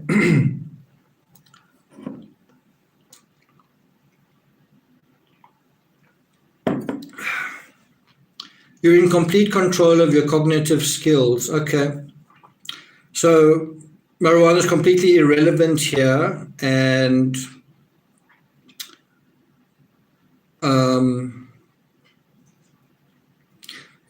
this is kind of the reason why I don't want to do lives, is because this sort of thing kind of irritates me. Drugs are completely irrelevant. It's got nothing to do with it. and yet we see that drugs are part of the story. And we do know that they were living in a bit of a dream world. How did that happen? Drugs are irrelevant to that. Number 8, if the public and social media hadn't responded the way they did, okay, that is something I've already dealt with. Was Brian, like Chris Watts, intimidated by the mob and wanted to avoid a trial for the same reason? What do you guys think of that? That Brian, do you think Brian wanted to avoid a trial? And do you think it's because of the mob that had been developing? What do you guys think of that?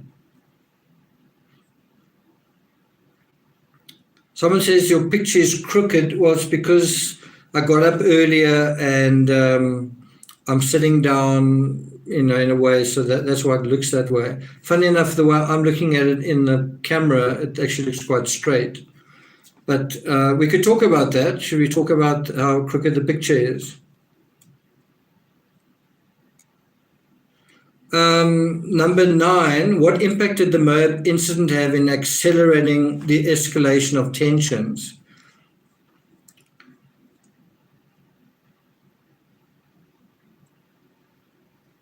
Lexi says no. I'm not quite sure what that is in reference to.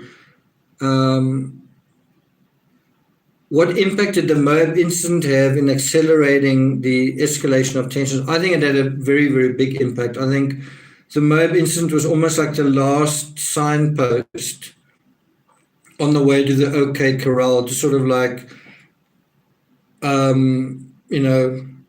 the last sort of, like when you're driving long distance, it's the last sign before you get to a town.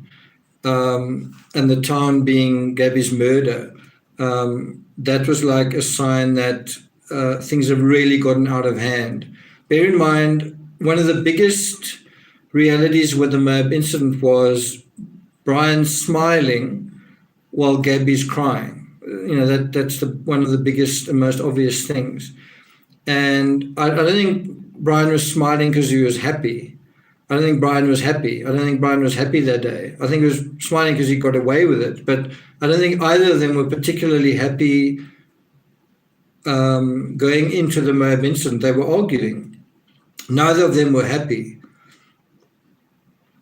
And so probably the Moab incident came up a lot in their arguments and conversation in the tent.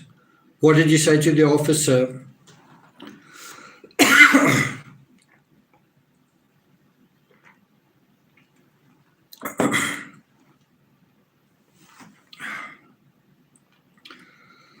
I really don't have a lot of water left.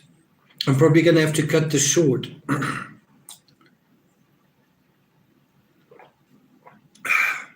It's because it's so hot. I don't need that my throat gets so dry. Carol says maybe they ran out of pot. Pot also costs money. That's also something to note. And I think one can theoretically put it on the same page to say, if you're smoking pot every day, are you going to be more or less productive in terms of your social media? I know what my answer is to that, but I'm sure those who want to defend it will probably say it's absolutely irrelevant. Terry Dean says, ironically, I also embarked on an epic when I was 22 and landed in Jackson Hole, where I lived for a decade. Oh, really? The difference was my journey was solo. Okay. Alina says, maybe they also tolerated each other differently from sober to not. I think you can also have a situation where if you're with someone who uses substances, then one of you doesn't like the fact that the other one uses it beyond a certain point. It's like, I really love my boyfriend, but sometimes he smokes a bit too much. Or I really like my girlfriend, but I wish he would smoke more. It would be more fun or whatever. You can kind of have that situation developing as well.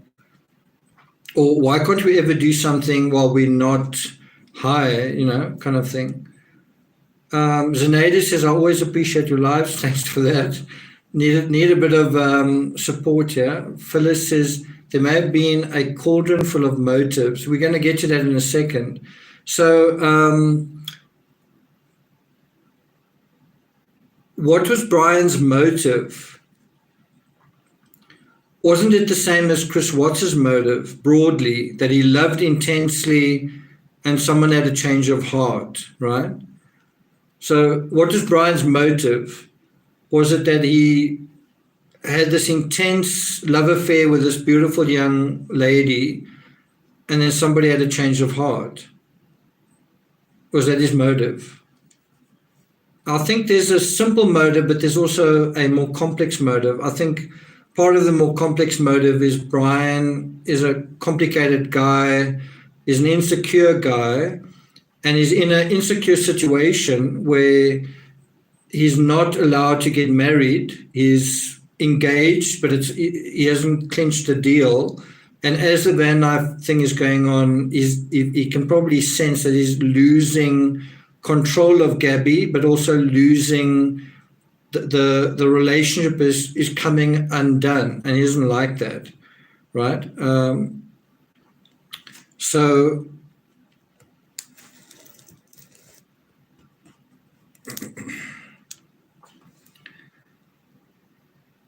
jealousy is an aspect to it.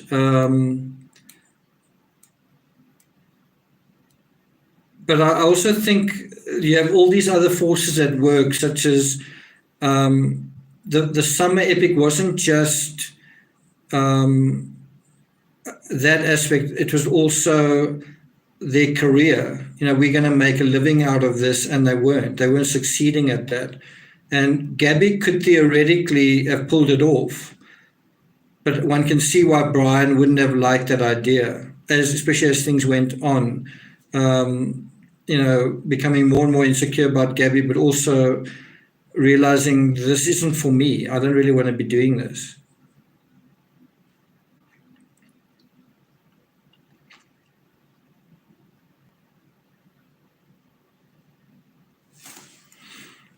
Okay. So now I'm going to deal with a little bit of the comments I've gotten over here. There are 21. I don't know if I can go through all of them. But I just want to deal with some comments brought up by patrons. One from Robbie is, what did Brian use to cause blunt force trauma? Let's see what you guys say about that. I think it's quite an interesting question. What did Brian use to cause the blunt force trauma? Ilse says Brian was way too weak for Gabby. Heather says rocks. A lot of you are saying rocks, so it does make sense. Mona says Brian was a nice person. Someone says probably something that was available like a rock. Christina says fists and hands. So I think it is very likely he could have used a rounded rock. I think your number one answer to that is that he did use his hands, and he may have used his fists, and it seemed like he'd done the same during the Moab incident. So he definitely used his hands. We don't have any idea how severe this blunt force trauma was, but I think and it's horrible to actually think about, but one can assume if they could determine this from, the state that they found the remains in a couple of weeks after, they must have found fractures, and they must have found evidence beyond what the skin looked like of this trauma. And I think that he probably did use rocks. There were rocks all around there. And so that does make sense.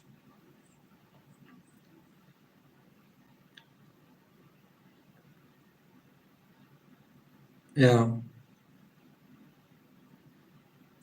And so if that is true, then it's possible that there could be some DNA or some kind of evidence on on a rock that is in that area. Who knows? Who knows whether that wasn't part of the evidence that was sprayed?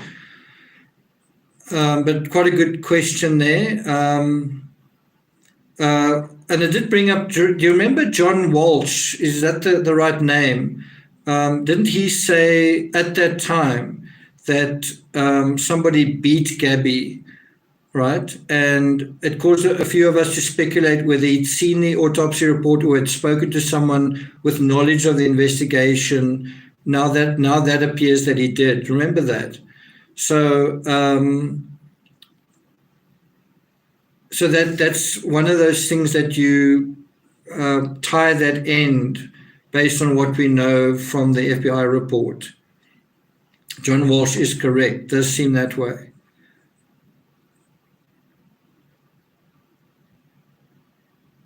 Glovana says, I think he knocked her unconscious with a rock and then strangled her. I don't think that is what happened.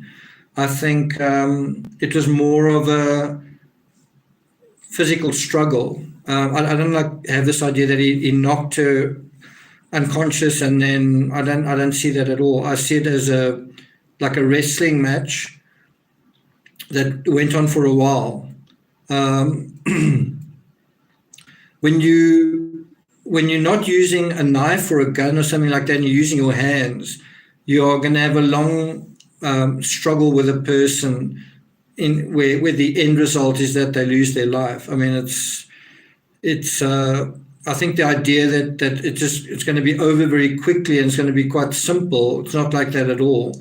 You're going to get some pushback from the victim. You're going to have the victim fighting back, and we know that Gabby did fight back during the Moab incident or during the encounter outside the Moonflower Co-op. So it's very likely there was a battle going on. It's possible that somebody said something, there was some kind of conversation, or something was seen on the phone, get off the phone, and something was seen on the phone. I really think it had something to do with social media, something that was seen that led to a confrontation, and that confrontation became increasingly physical and increasingly violent.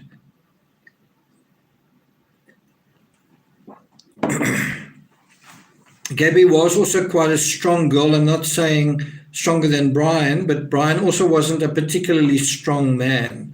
He was, I'm not saying he was weak, but he certainly wasn't Chris Watts. He wasn't a guy who was jogging around or who went to gym.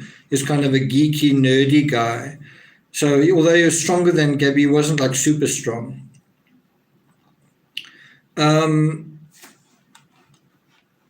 So just going back to these comments here, Robbie says, when I read about blunt force, I visioned those rocks and maybe him punching her.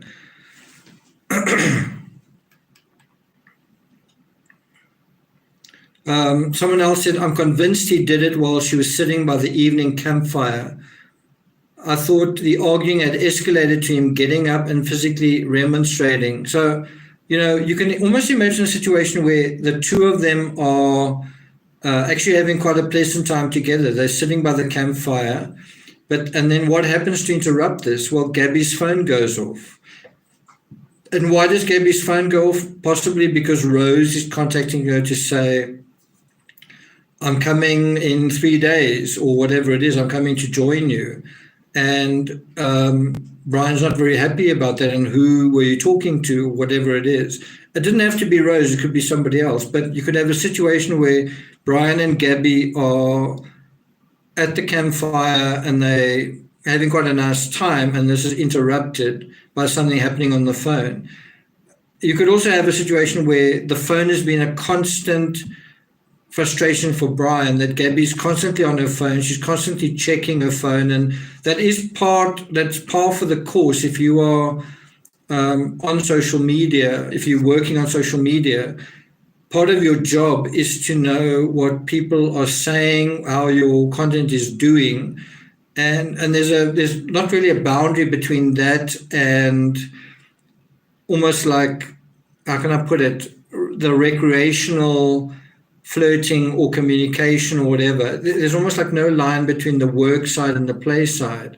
And because of that, an outsider can assume that your work is play or whatever. And that can be a source of paranoia.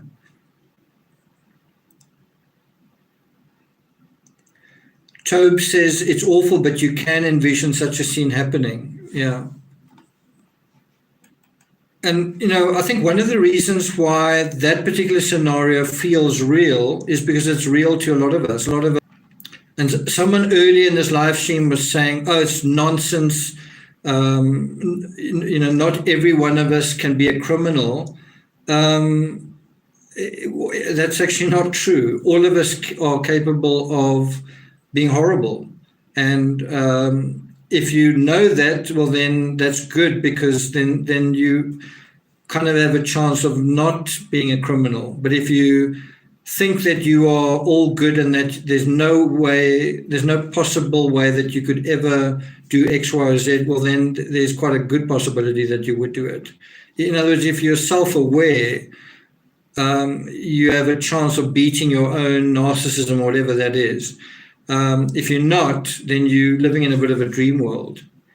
Okay, so Heather Walton says, I think he must have thought he could get away with it due to the fact that he was trying to cover his tracks. I do agree with that. I think in the beginning, he kind of backed himself. I think he was kind of going on fear and adrenaline. I think part of him going hitchhiking was to kind of be like, well, I wasn't with Gabby the whole time. Anything could have happened when I wasn't there.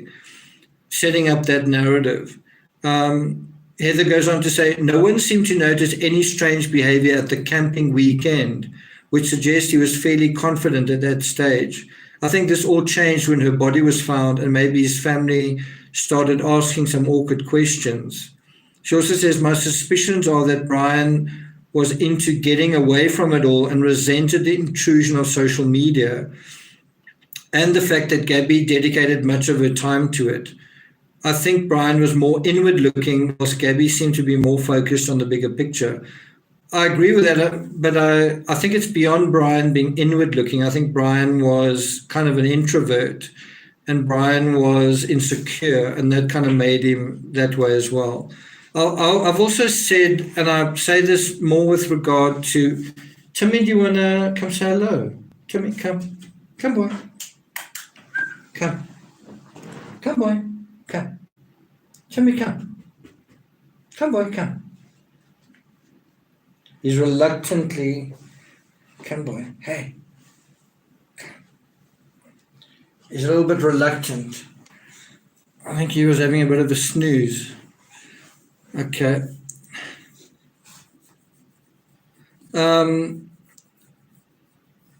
So, yeah, I think his being kind of insecure makes him quieter and inward looking. So what I said about Gabby and Brian during the Moab incident, you kind of had the situation where Gabby, I thought, was quite sincere. She was emotionally transparent. She was authentic during the Moab incident. She was just saying what was going on. She was honest, and because of that, she got herself into trouble where they said she should have been arrested. Whereas Brian was manipulative and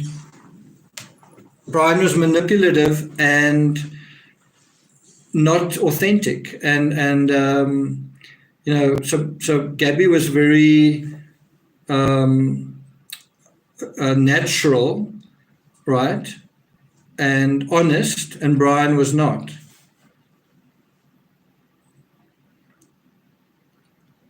Batman says nobody will name their baby Brian this year. Batman's always got those sort of jokes. Good to have a sense of humor. Toggle says, I did not see a great significance about the water bottle. I feel there's been tons of staging in this case in order to take attention away from more important matters. Batman says, did Brian carry that revolver on the van life trip? So that's quite a good point, is did Brian have a revolver with him during the van life journey? And I'm not 100% certain what the answer is to that. There are some photos of Gabby posing with this gun that's like in the shape of, or in the color of the American flag.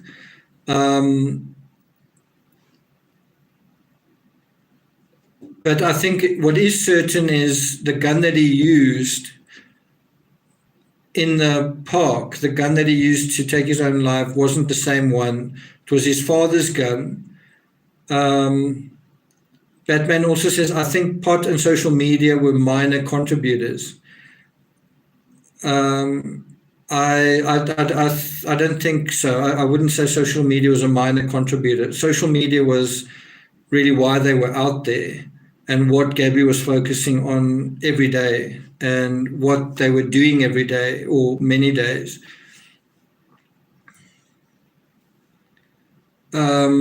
Was Brian on or off prescription meds? Not as far as we know.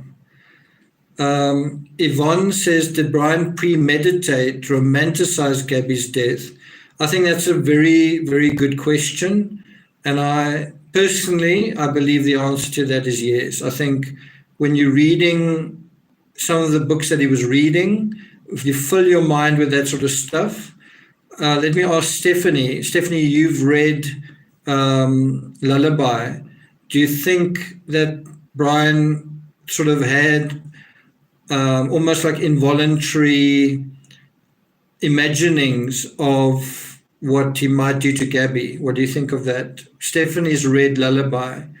Lullaby is about, I don't know, what is the body count in Lullaby? There are many, many people who die in Lullaby.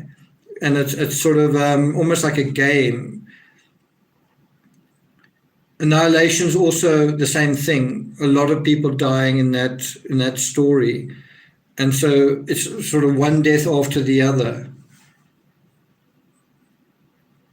Alina says intrusive thoughts. Sorry about that. Natural 2112 science says, as a camper, I can tell you that water is a very big deal. And if it was very environmentally minded, it could easily end in a fight over buying bottled water or filtering it. And it's almost like that was the argument they seem to have for the kind of during the Moab incident, right? Gabby actually got bottled water and Brian didn't want to take it. I don't know if you guys noticed that. So you could have had an argument just over that. I'm just saying that was an argument they had during the Moab incident. Or that was a difference that they had during the Moab incident. Stephanie says, I think it definitely affected his mindset. If you've read some of these books, then you know how it affects your mindset. So you know it had to have affected his mindset. Because he think about this. Brian didn't just read these books, he actually put these books on social media. He actually was kind of drawing the characters, he was repeating the mantras. And so Brian was a huge fan of the psychologies. He's a big kind of fan of the sort of nihilism and dystopian stuff. And, you know, a lot of what is going on in those books is a criticism of humanity. It's almost like Stephen King sometimes mainlines into that sense of where you see another human being as in a certain way. Anyway, Stephanie says, yes, I think it made him think there are worse things you can do to someone you love than kill them. The book repeats it over and over. Just think about those words. There are worse things you can do to someone you love than kill them. Imagine that those words are going through your mind over and over again. So to Yvonne, to answer your question, did Brian premeditate? Did he romanticize Gabby's death? I think so. And I think he did the same with his own death. And I think his manifesto would be that. That's why I took the notebook along. I know I'm going to write a manifesto, and I want to go out on my own terms, and I'm going to say my thing, and everyone's going to hear it. everyone's going to hear my story. Almost an even better question from Yvonne is, if so, if he did premeditate, for how long? I do think that it probably would have gained momentum in the last week. I do think that. To what degree did Brian's choice of literature harm his mental health? To what degree does it harm ours? So excellent questions from Yvonne. We're definitely on the same page. And I do think that, someone made a comment earlier, I listen to true crime all the time. I haven't done anything to anyone, whatever. I don't know if it's healthy to fill your mind with true crime 24/7, 365. After I turned 50 4 days ago, I want to sort of come alive again. I spent my 40s writing 101 books. Literally, I spent that decade writing, often from dusk till dawn, often right through the night. I did a lot of time was just writing. And now that I'm 50, I want to move beyond true crime in a way. I'm not saying stop true crime, but I want to add a dimension to my life, perhaps fitness to some extent, but I also want to talk about certain other things, and I want to go into another area of true crime, such as Van Gogh, where it's an artist who's creating something, and just a little bit of a different take on true crime. True crime can be quite a negative story, and it's about being a victim, and about how helpless we are, and about how unfair life is, and about injustice. And I think there's another side to it as well, which is, how do you get what you deserve? How do you come out of that injustice and unfairness and unfitness and get the life that you want? How do you get out of that hole, or out of that dysfunction, and live the life that you should be living, or that you need to be living, right?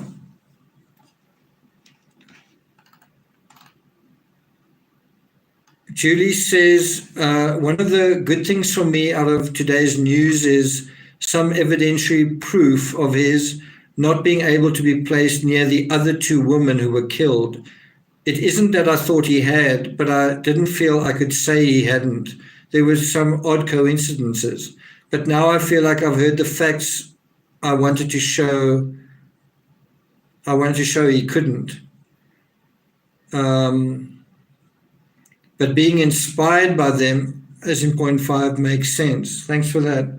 I don't know if I'm going to be able to carry on for much longer. My glasses are empty. It's not like the glass is half full. They're both empty. And I know my voice is hanging on by a thread. Oh, Nanya says it's her birthday today. So I hope you have something handy. Catherine says, belated happy birthday. Thanks for that. Thank you to Louisa Faulkner. What a lovely name. Happy belated birthday. Louisa, where are you in the UK? Michelle says, did you have COVID? No, I didn't. Sky says, she talks about the live stream. SM Kovalinsky, my question, although it probably can't be answered, is, was his suicide from guilt and grief, or just an avoidance of prison and public exposure in court? I think that's quite an excellent question. And I know there's a channel who would say he didn't take his life because of guilt or grief at all. He was a narcissist and he just wanted to avoid prison. I would say it's both, but probably more that he wanted to avoid public exposure and prison. But I do think he felt guilt and grief. I think if he didn't feel guilt and grief, I don't think he would have said that he killed Gabby. He would have just done something else. there aren't that many killers who admit what they've done and certainly don't write it down.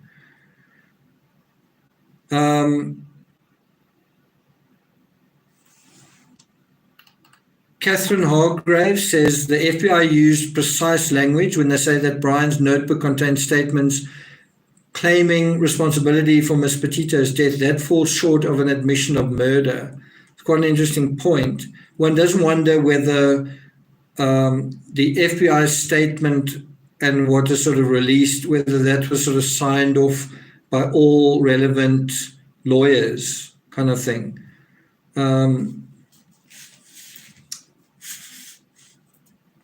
Brian could well have written a story about how Gabby came to suffer the trauma, presumably at his hands, without taking complete responsibility. It's possible. So it's possible that Brian wrote some kind of narrative blaming someone else, but only Brian would know certain things. And that gives him away. Catherine goes on to say, he could, for example, have painted a picture of Gabby instigating a violent fight which got out of control, or that he knows he strangled her, but he blacked out or doesn't remember. The FBI is still calling it a tragic death and not murder, even after reading whatever the notebook says. If the level of evidence the FBI has uncovered as they close the investigation would not support a murder indictment, why not? Also, the use of the words directly involved in the tragic death of Gabby Petito. She says the FBI seemed coy. Why use the word directly except to imply that they found evidence of individuals indirectly involved in her death? The FBI uses words sparingly and carefully, and I feel these terse statements by the FBI still leave a lot of room for questions. Some good points by Catherine, but I think she's kind of overreading it. I think the FBI purposefully being as sparing with the details as they possibly can be. They're saying the minimum that they're kind of saying the minimum. They don't want to, and you can read into that conspiracy, and a lot of people are going to, but I think it's really just to protect the privacy of the families involved. I don't think it's much more than that.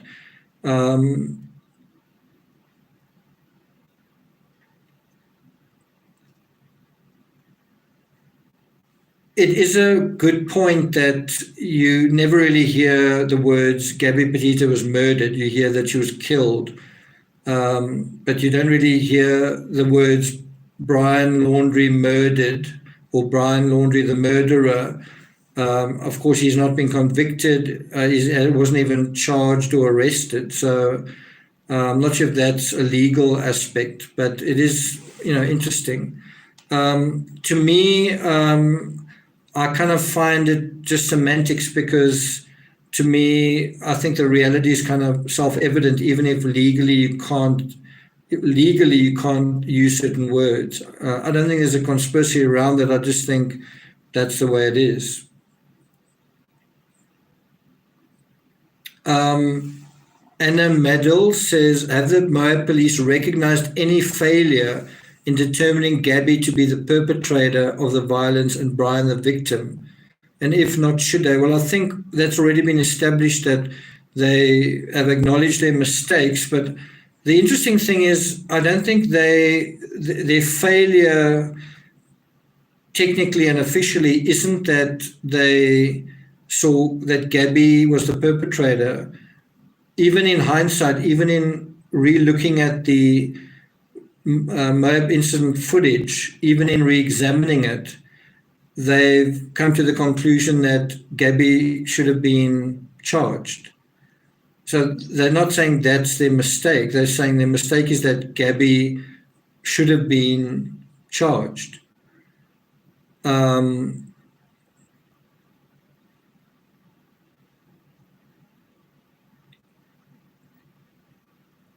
Heather says, how many guns did his father have? I think the answer is 10.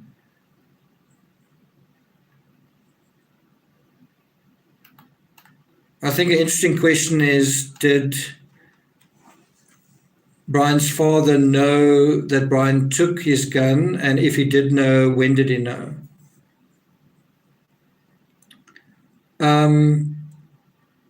I think I'm going to kind of sign off. I kind of want to, before I do, I just want to talk about this quickly. I'm going to be doing a series on the last days of Vincent van Gogh, the last 2 months that he spent in Orvège, was outside France. I've traveled there myself. I've eaten in the same inn where Van Gogh stayed. I've been inside the room that he lived in. Axie says good night. Eileen, the cause of death was strangulation associated with blunt force trauma. So I'm going to be going through this book by an art expert, and I've highlighted a lot of things. And it's to challenge the idea that Vincent van Gogh died by suicide. It's kind of the story a lot of people want to believe with Brian Laundrie, that he didn't commit suicide, that he is still alive. Van Gogh kind of deals with the aspect of, if the revolver isn't found, what can you then prove?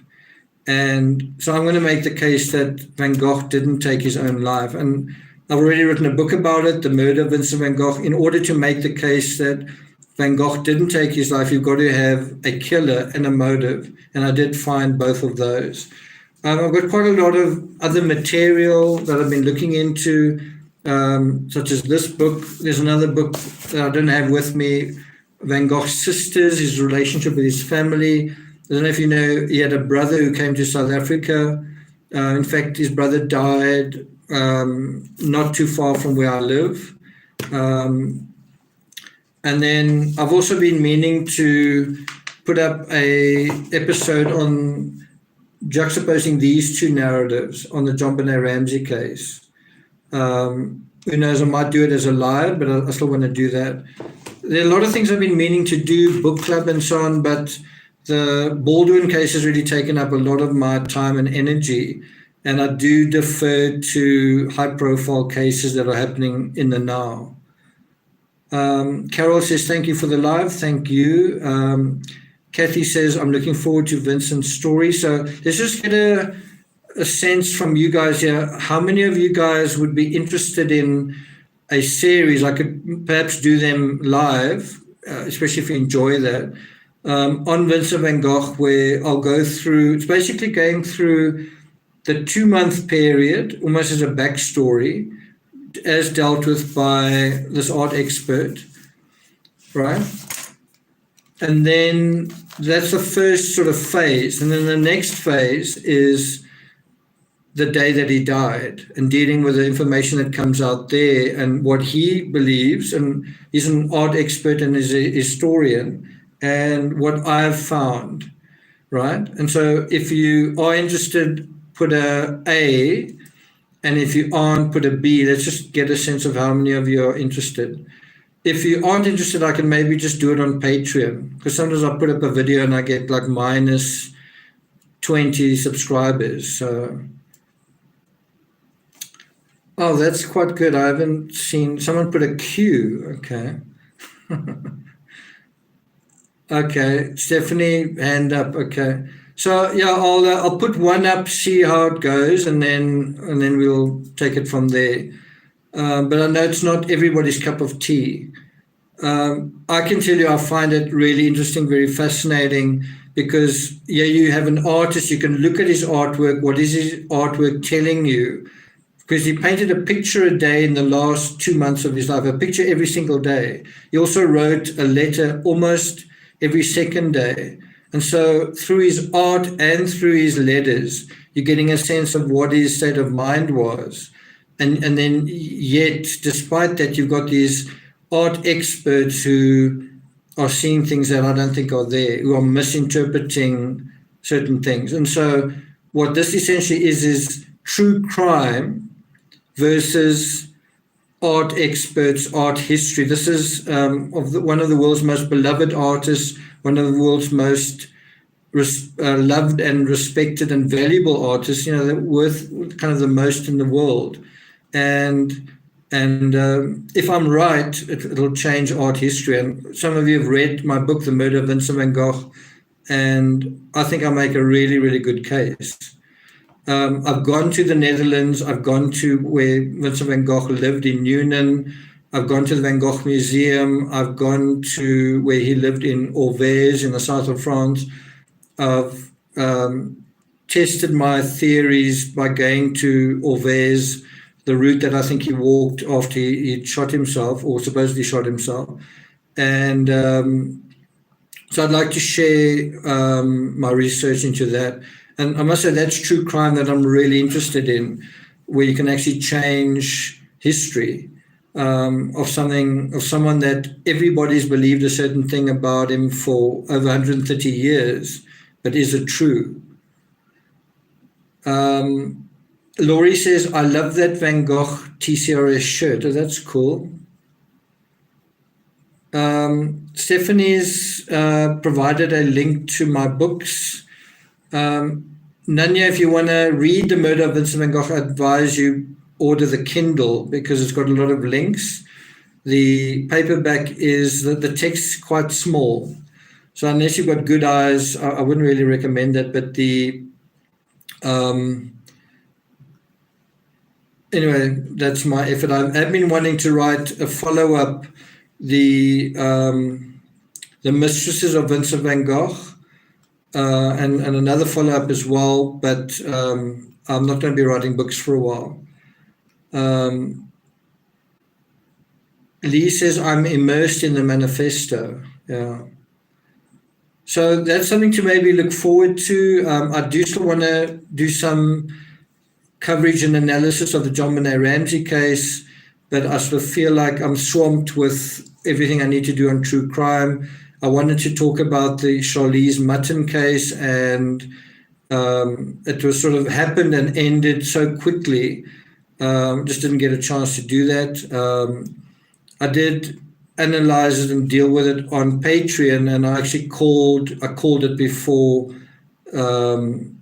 the charges actually came out. So that was certainly anyway, that's a different case. So YT Com says, am I lucky enough to catch you live again?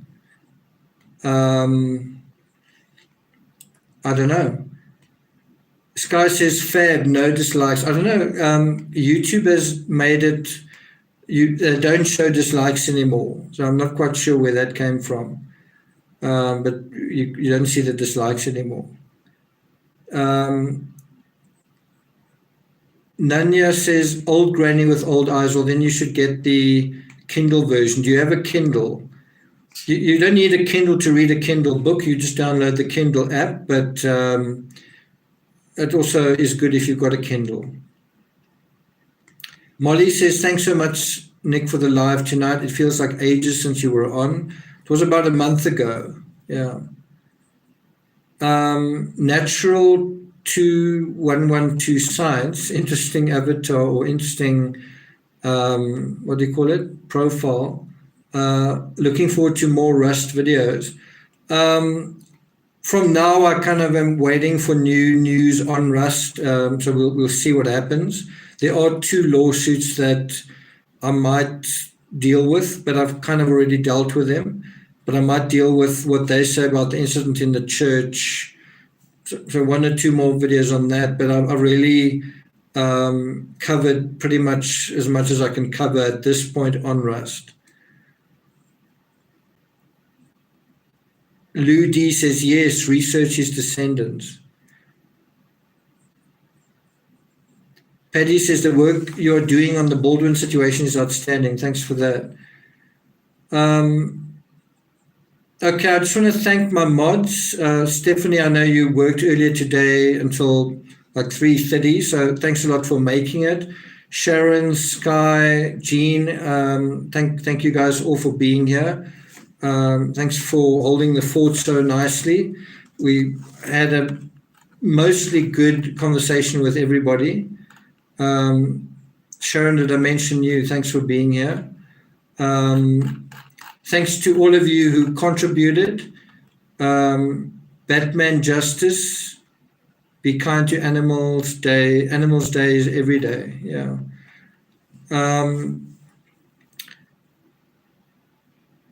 Thank you to all of you who contributed to this session.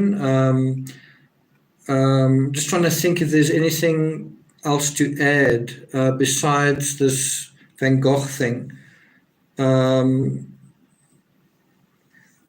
For those of you interested in summer wells, I did put up a video earlier today, and it's a partner video to the one I did on who's responsible and what is the biggest clue, or what's the biggest aspect to the summer wells case. So if you're interested in that, you should watch today's summer wells video with that one.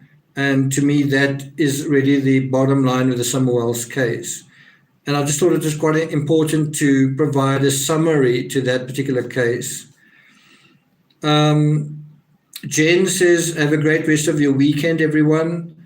I kind of just want to wrap up by just saying that this live was to talk about Gabby Petito.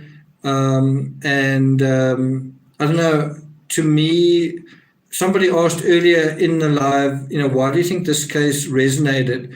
It definitely resonated with me, and I think it resonated with a lot of people. It resonated with much of America, because at the time the Petito case happened, we were all so limited, so locked down, so frustrated, so kind of not living our best lives, so under the cosh of this pandemic.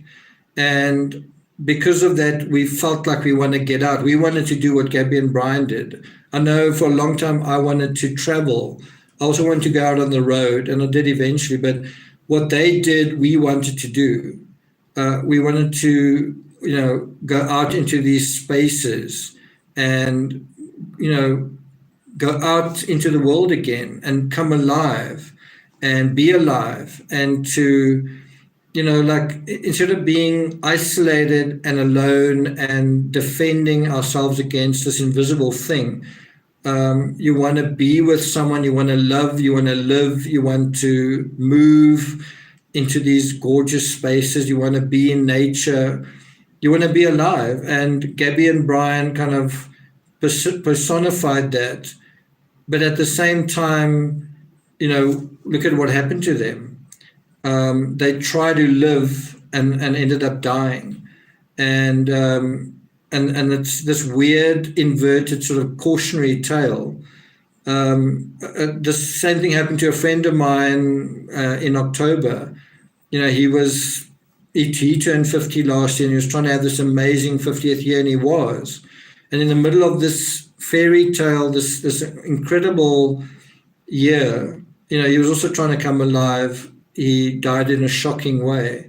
And all I can say is that I think it is good to have that spirit where you want to be alive and you want to live, but one's got to be careful, because life is fragile, and one can also be cautious. Trying to come alive in the middle of a pandemic is a little bit of a difficult proposition. So one's got to balance. I'm not saying don't try and come alive and don't try and go out there. But I am saying remain cautious, remain alert, and come alive in a way that's appropriate. And I know it sounds a bit weird, because you should throw off your shackles and not be limited. What I'm trying to get at is, life is fragile, and although that spirit to become alive is real and right and necessary, you've still got to kind of keep your finger on the pulse and be aware of what is happening around you. Does that make sense? So, that is, I think, a big, someone says a slow revival, no day is guaranteed. So that to me is a big thing that really resonated with the Petito case, is this attempt to get back into the world and to get back to normal and get back to fun and life and love. But you got to make sure when you're doing that you are doing so sensibly, and you realize what is happening around you. That if there's stress, if there's imbalance, if there's discord, if there's frustration, if there are these signposts saying warning, warning, pay attention to them. That's all. And so I don't know. I'm certainly going to remember the Gabby Petito case for a long time. You know, I covered it. My most popular video is a Gabby Petito video, and yeah, we are today, and there were 300 people here. I'm just saying, I think there were thousands when the case was happening. Where have all those people gone? You know, do you just jump from the one thing to the other? Do you carry things with you? Do you carry a bit of a memory? Are we learning as we go through all of these stories and incidents? I hope so. I hope so. And I hope those of you who are going with me are growing and learning and improving with me as well. And so thank you for being on this journey with me, and hopefully we can end up at a better place together, kind of in a way. So that's the end of my little spiel. Thanks for everyone for being here. Thank you for those who've contributed super chats. Michelle says we only have now shared grief. Michelle says, let's hope and pray we're learning and growing. Okay, so thanks everybody. Yvonne, thanks a lot for your questions. Thank you for everyone being here, and I'm gonna head off. So take care wherever you are. Enjoy the rest of your weekend, and look out for some more of this. Okay, take care. Ciao. Bye.